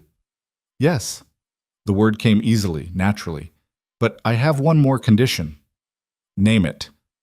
When you transition to legitimate business, I want to be part of it. Not just your girlfriend watching from the sidelines, but your partner helping to build the new empire. She held his gaze. I want to use my restaurant as the foundation. Expand into a restaurant group. Create a legitimate hospitality empire that can rival anything Vincent had. I want to show Chicago that the Sullivans didn't just survive. We thrived. His smile was fierce and proud. Done. We'll build it together. Castellano-Sullivan Hospitality. How does that sound? Like a beginning. She leaned over Lily's sleeping form to kiss him, soft and sweet and full of promise. Outside, Chicago glittered in the fading light, a city of possibilities and second chances. Somewhere Marcus sat in a jail cell awaiting trial. Vincent's empire was crumbling. Her parents' murderers would face justice. And Tessa was finally coming home. 3 months later, she stood in front of Liaison Rouge, her restaurant, truly hers now, with Theo beside her and a crowd of reporters, food critics, and Chicago elite waiting for the grand reopening. The building looked nothing like it had when Marcus owned it. They'd renovated completely, transforming the space into something that felt both elegant and welcoming, classic and modern. The perfect representation of where she'd been and where she was going. Nervous? Theo's hand found hers, hidden from view by her body. Terrified, she admitted. What if they hate it? What if the critics tear it apart? What if... They won't. His certainty was absolute. But if they do, we'll handle it together. Together. That word had become their foundation over the past 3 months. Together they'd navigated the media frenzy surrounding Vincent's arrest and trial. Together they dealt with Marcus's attempts to plea bargain by offering more information about his father's crimes. Together, they'd built this restaurant from concept to reality, with her handling the creative vision and Theo managing the business side with surprising respect for her autonomy. It hadn't been easy. There were days when the attention felt overwhelming, when strangers recognized her from news coverage and wanted to discuss the most traumatic moments of her life like they were entertaining gossip. There were nights when she woke up from nightmares about Lily's kidnapping, about watching Theo fake his death, about all the ways that night could have gone wrong. But there were also mornings waking up in Theo's arms, feeling safe in a way she'd never experienced before. There were afternoons in the kitchen developing new dishes, rediscovering her passion for cooking without the weight of Marcus's theft hanging over her. There were evenings with Lily, who'd moved into Theo's building 2 floors down and was thriving under the security and support of their strange new family. Ready? Jeremy appeared beside her, wearing the chef's whites of her new sous chef, grinning like they'd already won. Because that crowd looks hungry, and we've got about 30 reservations in the next hour. Tessa took a deep breath, squeezed Theo's hand once more, and stepped forward to address the crowd. Thank you all for coming tonight. Liaison Rouge has always been more than just a restaurant to me. It's been a dream, a passion, a part of my identity. When I lost it 3 years ago, I thought that dream was dead. She paused, meeting the eyes of the people gathered. But dreams don't die easily. They hibernate, waiting for the right moment to bloom again. Tonight is that moment. The applause was polite, expectant. She cut the ribbon with oversized scissors that Jeremy had insisted were Instagram-worthy, and then it was time. Time to prove that she deserved this second chance, that her talent was real, that she could create something that would last. The evening became a blur of organized chaos that every chef knows intimately. Orders flying, pans searing, the beautiful ballet of a kitchen working at peak efficiency. Her new team moved with precision, executing dishes she'd spent 3 months perfecting. Modernized French classics with unexpected twists, presentations that were artistic without being pretentious, flavors that made people close their eyes and savor. Theo stayed out of the kitchen. They'd agreed on that boundary, that this space was hers to command, but she could see him through the service window, working the dining room like the consummate host he was, ensuring every guest felt important, every critic got his personal attention.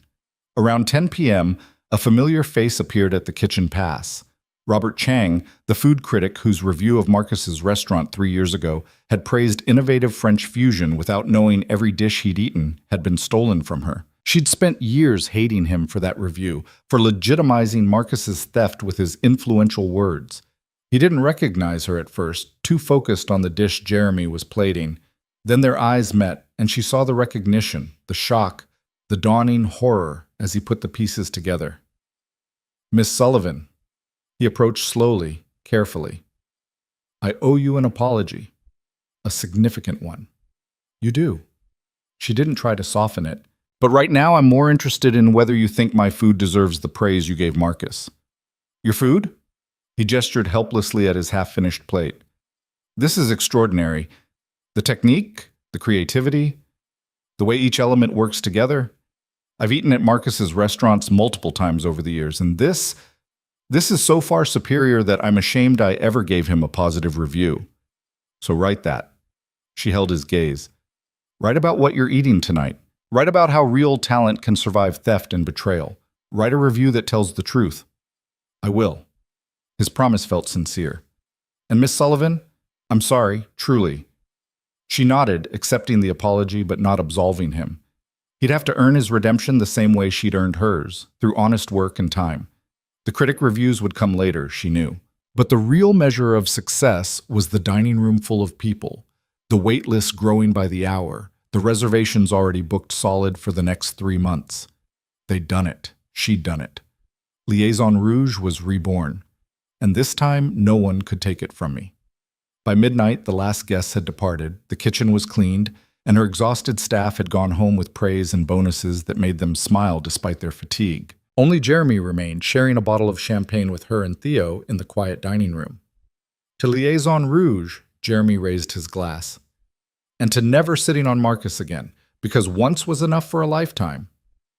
They laughed, drank, and Tessa let herself feel the full weight of what they'd accomplished. This was hers. Built with her talent, her vision, her determination. No one could steal this. No one could claim they'd created it. This success was entirely, authentically hers. I have something for you, Theo said when Jeremy finally left, producing a small velvet box from his jacket pocket. Her heart jumped. Theo, if that's what I think it is, it's not. He opened the box to reveal not a ring, but a delicate necklace, a golden pendant shaped like a whisk, studded with tiny diamonds. I know we agreed to take things slow, but I wanted you to have something to commemorate tonight. Something that represents your passion, your strength, your victory. She let him fasten it around her neck, the pendant settling just below her collarbone. It was perfect, elegant but whimsical, expensive but personal, just like everything about their relationship. Thank you, she turned to face him. For this, for the restaurant, for everything you've done to help me rebuild. You rebuilt yourself, Tessa. His hands framed her face. I just provided some resources and support, the talent, the determination, the courage to face down your past. That was all you. We make a good team, she admitted. Castellano-Sullivan Hospitality is going to change Chicago. It already is. He pulled out his phone, showed her the social media explosion around tonight's opening. Food bloggers were posting photos, critics were tweeting preliminary reactions, and the hashtag Liaison Rouge Renaissance was trending locally. By morning, everyone will know that Tessa Sullivan is back and better than ever. And what about Marcus? She'd been avoiding news about his trial, but she couldn't help asking. Sentenced this morning. 25 years for conspiracy, fraud, and accessory to murder. With his cooperation against his father's associates, he might get out in 15. Theo's expression was cold, but he'll never work in this industry again. I've made sure of that. Good. She felt no sympathy, only satisfaction. Marcus had stolen years of her life. Now he'd lose years of his own. And Vincent? She asked, though she wasn't sure she wanted to know. Trial starts in 2 months. My lawyers are confident he'll get life. Theo pulled her closer. It's over, Tessa. Your parents' murders will pay. Marcus will pay. Everyone who hurt you will face justice. Except you. The words came out before she could stop them. You've hurt people too. You've done things that would get you arrested if anyone knew. How is that different? He was quiet for a long moment. It's not. Not really. I'm a hypocrite, Tessa.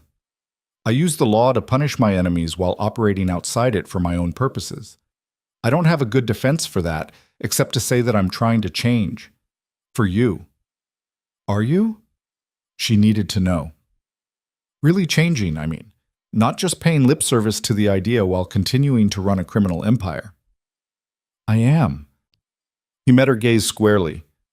I've sold off 3 of our more questionable operations in the past 2 months. The gambling, the loan sharking, the protection rackets, all gone. I kept the legitimate businesses and the ones that can be made legitimate with time and proper management. It's cost me allies, pissed off people who depended on those revenue streams. But I'm doing it anyway because you were right. This life has an expiration date, and I'd rather choose my ending than have it chosen for me. How long? She asked. Until you're completely legitimate. 2 years, maybe 3. There are contracts to fulfill, relationships to carefully disentangle, people who need to be compensated or persuaded or occasionally threatened into accepting the new reality. He was honest with her, brutally so.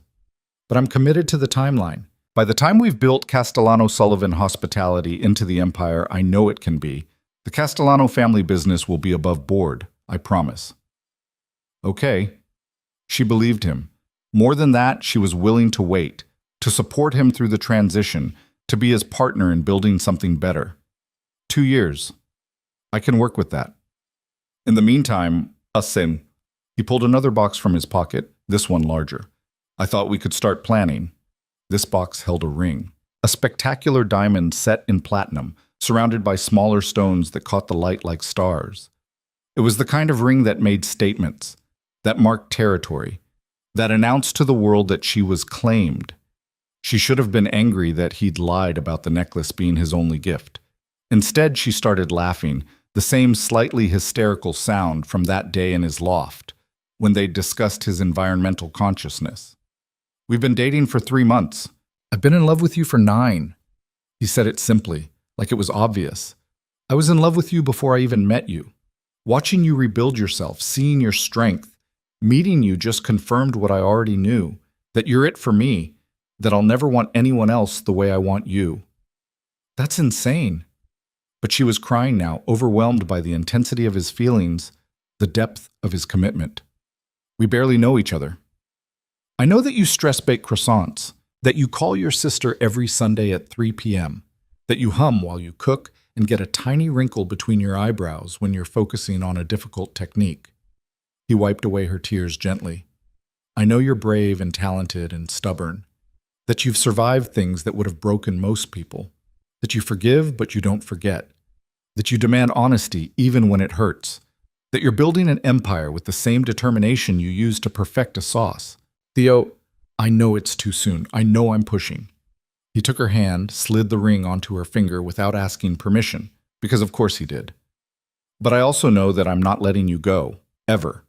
So you can wear this ring as a promise of eventual marriage or as a symbol of my commitment or just as a really expensive piece of jewelry. I don't care. But I need you to know that I'm all in, Tessa. Completely, irrevocably, permanently in. The ring fit perfectly. Of course it did. He'd probably measured one of her other rings while she slept. The thought should have creeped her out, but instead it made her smile through her tears. This was who Theo was. Possessive, intense, borderline obsessive about the people he loved. And somehow, impossibly, she'd fallen for him anyway. I love you too. The words felt like jumping off a cliff, exhilarating and terrifying all at once. I don't know when it happened exactly. Maybe that first kiss. Maybe when you faked your death to save my sister. Maybe just gradually over the past 3 months of you being patient and supportive and helping me rebuild. But I love you. Even though you're a crime lord with questionable ethics and an inability to respect personal boundaries. I prefer transitioning entrepreneur with protective instincts. But he was grinning, pulling her into his arms, kissing her with a desperation that suggested he'd been waiting to hear those words for a long time. They made love there in the restaurant, surrounded by the evidence of her success, christening the space that represented everything she'd survived and rebuilt. It felt perfect, raw and passionate and real, the physical manifestation of the emotional intimacy they'd been building for months. Afterward, lying on the floor wrapped in Theo's jacket, because they'd been too impatient to go upstairs to the apartment he'd installed above the restaurant. For security, he'd claimed. Though they both knew it was so she'd have a private space near her kitchen, Tessa looked at the ring on her finger and tried to process how her life had changed so dramatically. I have a condition, she said into the comfortable silence. Of course you do. Theo sounded amused. What is it? When we get married, and yes, that's when, not if, because I'm wearing this obscene ring and I'm not giving it back, I want the wedding to be here. In liaison rouge. And I want to cook the entire meal myself. You want to cook your own wedding dinner? He propped himself up on one elbow to look at her. Tessa, that's insane. You should be enjoying your wedding, not working. Cooking isn't work for me. It's joy. She met his gaze. And I want our wedding to be authentic. I want to serve food that I created in a space that represents my victory, surrounded by the people who helped me survive. I want everyone who attends to taste what it means to come back from destruction. To know that no matter how thoroughly someone tries to break you, you can always rebuild if you're willing to fight. Okay. He kissed her forehead. We'll do it your way. But I'm hiring a full staff to assist because you're not running that kitchen alone on your wedding day. Deal. She snuggled closer. How long do you think we should be engaged before the wedding? A year? 2? 2 weeks. She pushed up to stare at him. You're joking. I'm not. His expression was perfectly serious. I've already waited 9 months.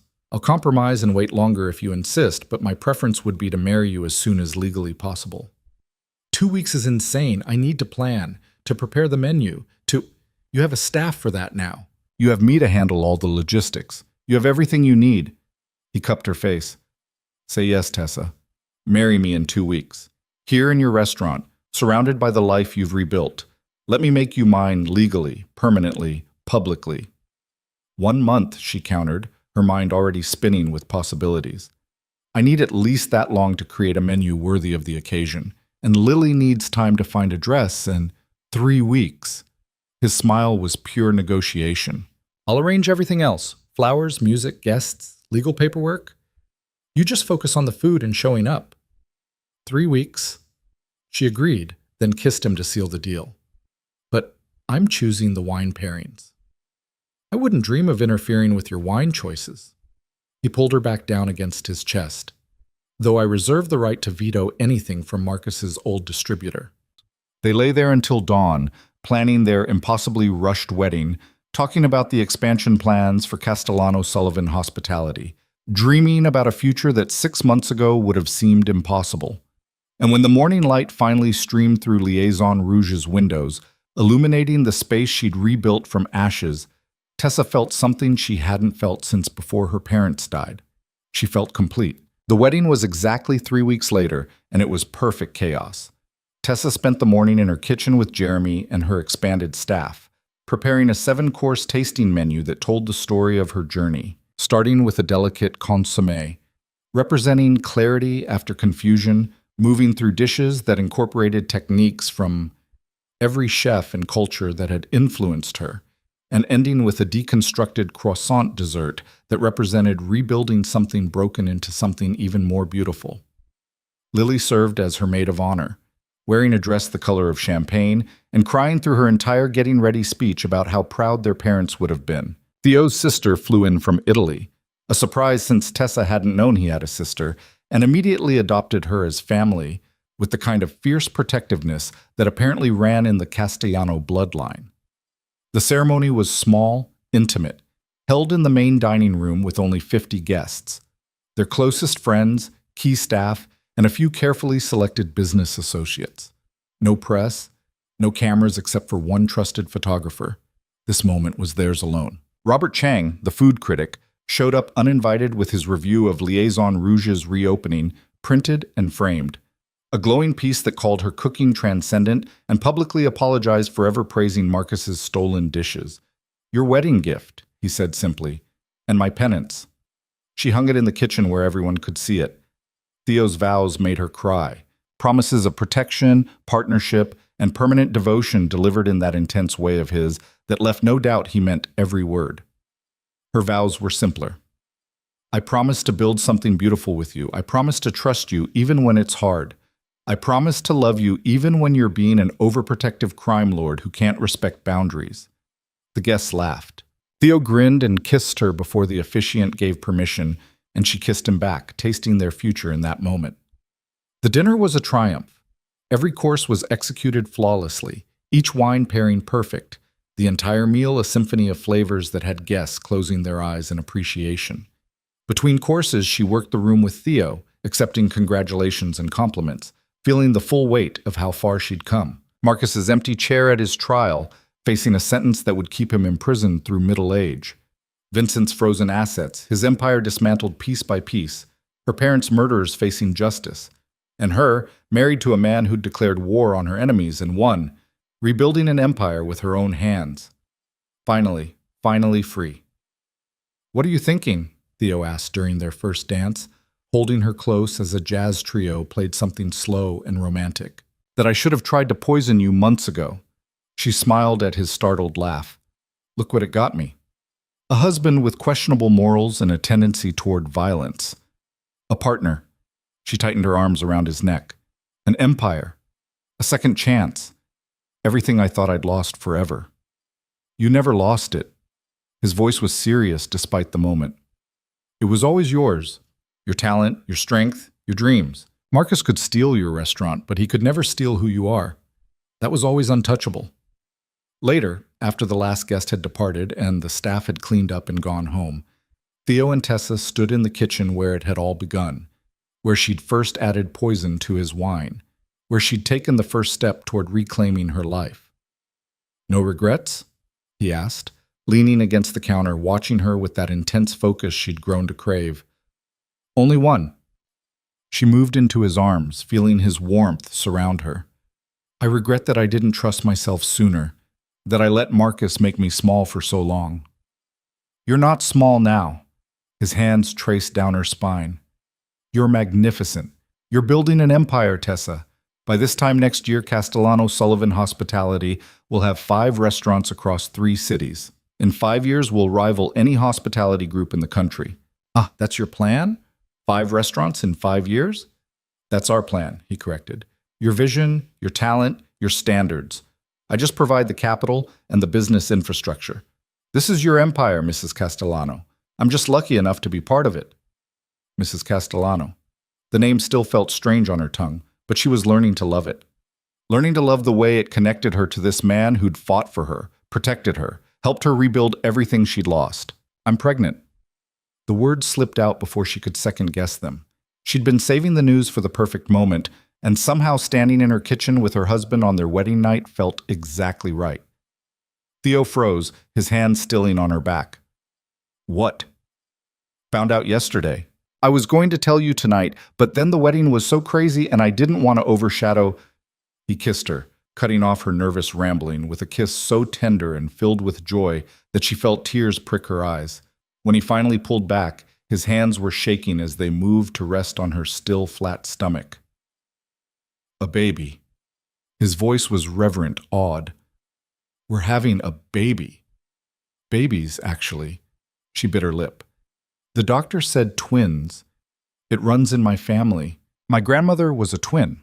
Twins? He laughed, the sound pure and unguarded. Of course we are. Nothing about us is simple, so why would starting a family be any different? He paused, his expression shifting to something more serious. Are you happy? I know this is fast, and I'm delighted. She pulled him flush against her, his forehead resting against hers. Terrified but delighted. You're going to be a father. We're going to be parents, together. Together, he echoed, the word that had become their promise, their foundation, their future. They made love again, slower this time, gentle and reverent, as if acknowledging the new lives growing inside her.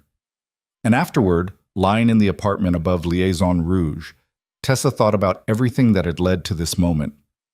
A year ago, she'd been broken, hiding in event planning, letting Marcus's theft define her life. 6 months ago, she'd been poisoning her future husband on orders from a crime lord, terrified for her sister's life. 3 months ago, she'd been rebuilding her restaurant from ruins, unsure if she had the strength to face the public again. Now she was married to a man who'd moved heaven and earth to protect her. She was pregnant with twins. She owned her restaurant free and clear. She was building an empire that would eclipse everything Marcus had stolen. And most importantly, she'd reclaimed herself. Her talent, her confidence, her joy in cooking. Theo, she whispered into the darkness. He was drowsy, satisfied, his hand resting protectively over her stomach. Thank you. For orchestrating my hiring at the hotel, for watching me for 6 months, for investigating Marcus and Vincent, for faking your death and saving Lily. She turned to face him.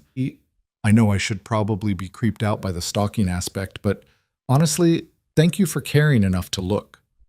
I'd do it again. His eyes opened, serious despite his exhaustion. I'd do all of it again. Endure any risk, pay any price. Because you're worth it, Tessa. You and Lily and now our children. You're worth everything. We're going to be okay. She said it with certainty, believing it for the first time. All of us. We're going to build something beautiful and lasting. We're going to show Chicago that the Castellano Sullivan family doesn't just survive. We thrive. Yes, we will. He kissed her softly. Now sleep, Mrs. Castellano. Tomorrow we start building our empire. Tonight we just rest and be grateful we survived long enough to get here. She slept deeply for the first time in years. No nightmares about car accidents or stolen restaurants or poisoned wine. Instead, she dreamed about the future. A restaurant empire spanning continents. Children learning to cook in her kitchen. Theo going fully legitimate and becoming the kind of businessman their kids could be proud of. Growing old together without looking back. When she woke, the morning sun streamed through the windows, Chicago's skyline glittering with promise. Theo was already awake, watching her with that intensity that had become so familiar. Good morning, wife. He said it like a prayer, like a promise. Good morning, husband. She smiled, feeling the weight of her wedding ring, the new life growing inside her, the restaurant beneath them that represented everything she'd survived to reclaim. Ready to build an empire? He pulled her close, kissing her thoroughly. Always. And they did. Over the next 5 years, Castellano Sullivan Hospitality grew into exactly the empire they'd envisioned. 5 restaurants became 10, then 15. Each one bore her signature style. Innovative, authentic, honoring tradition while embracing evolution. Each one told a story of survival and rebirth. And each one was staffed with people who'd been given second chances, who understood that talent and determination could overcome any obstacle. Theo kept his promise. The criminal enterprises were sold or shut down. The Castellano family business transformed into a legitimate powerhouse that dominated Chicago's hospitality industry. It wasn't easy. There were allies who felt betrayed, enemies who tried to exploit the transition, moments when going back to the old ways seemed simpler than forging ahead. But they persevered. Together. Their twins, a boy and a girl they named Robert and Catherine after her parents, grew up in kitchens, learning to crack eggs and roll dough before they could write their names. They knew their father had a complicated past, but they also knew he'd built something good, something lasting, something they could be proud of. Marcus served 12 years before being released on parole, broken and forgotten. His restaurants had all closed within a year of his imprisonment. His name, once synonymous with culinary innovation, became a cautionary tale about theft and hubris. He tried to rebuild, but no one would work with him. No one would invest. The empire he'd stolen crumbled to dust while hers flourished. She never spoke to him again. She didn't need to. Her success was revenge enough. Vincent died in prison 3 years into his life sentence, his empire completely dismantled, his name erased from Chicago's power structure. When Tessa heard the news, she felt nothing. Not satisfaction, not closure, just nothing. He'd become irrelevant to her life. A footnote in a story that had moved far beyond him. And Tessa became exactly who she was meant to be. Not just a chef, but an empire builder. Not just a survivor, but a woman who'd transformed her trauma into triumph, her pain into power, her stolen dreams into a dynasty that would outlast everyone who'd tried to destroy her. Every year on their anniversary, Tessa and Theo returned to Liaison Rouge, now the flagship of their 15 locations, and she cooked him the same meal she'd served at their wedding. 7 courses that told their story, from poison to partnership, from destruction to dynasty. And every year he'd look at her across the table with that same intensity he'd had the night they met, and he'd say, "Thank you for trying to poison me. Look what it got us." And every year she'd laugh and raise her glass and toast to the most unlikely love story Chicago had ever known. A chef and a crime lord who'd built an empire on the foundations of revenge and found love in the ruins of war. They'd survived, they'd thrived, and they'd proven that sometimes the best revenge isn't destruction. It's building something so spectacular, so undeniably successful, that everyone who tried to break you can only watch from the sidelines as you soar. That was her recipe for revenge. Take everything they stole, rebuild it better than before, and create an empire they could never touch. And it was delicious.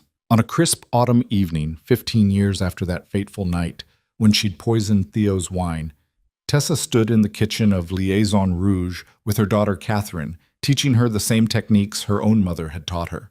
Robert was at culinary school in Paris, following in his mother's footsteps with the same fierce determination she recognized from her own youth. "Mom, why do we always serve this menu on your anniversary?" Catherine asked, carefully piping truffle cream onto pastry shells, the same dish Tessa had been making the night everything changed. Tessa smiled, looking through the service window to where Theo sat at their usual table, his hair now touched with silver at the temples, laugh lines deeper around his eyes, but still watching her with that same intensity that had never faded. "Because it reminds us that even the darkest moments can lead to something beautiful," she said. "That poison can become medicine. That endings are just beginnings in disguise." Catherine looked up, her green eyes so like Tessa's own. "That's really philosophical for a Tuesday night. Your father's influence." Tessa laughed. "He's been reading too much poetry again." "I heard that," Theo called from the dining room, and both women laughed.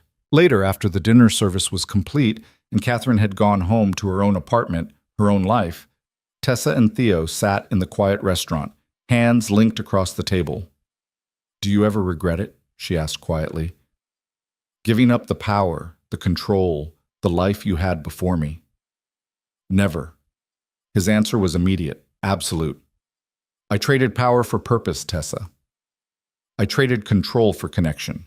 I traded a life of violence for a life of building. And I got you, our children, an empire we created together. He squeezed her hand. That's not a trade. That's winning the lottery. She smiled, feeling the truth of his words settle into her bones. They'd built something real, something lasting, something that would continue long after they were gone. Their children would inherit not just restaurants and money, but the knowledge that they came from people who'd survived, who'd fought back, who'd refused to let the darkness win. I love you, she said simply. I know. He grinned, that boyish smile that still made her heart skip. You tell me every day with every dish you cook, every empire you build, every time you choose to stay. And I'll keep choosing you. She stood, moving around the table to settle into his lap, his arms coming around her automatically.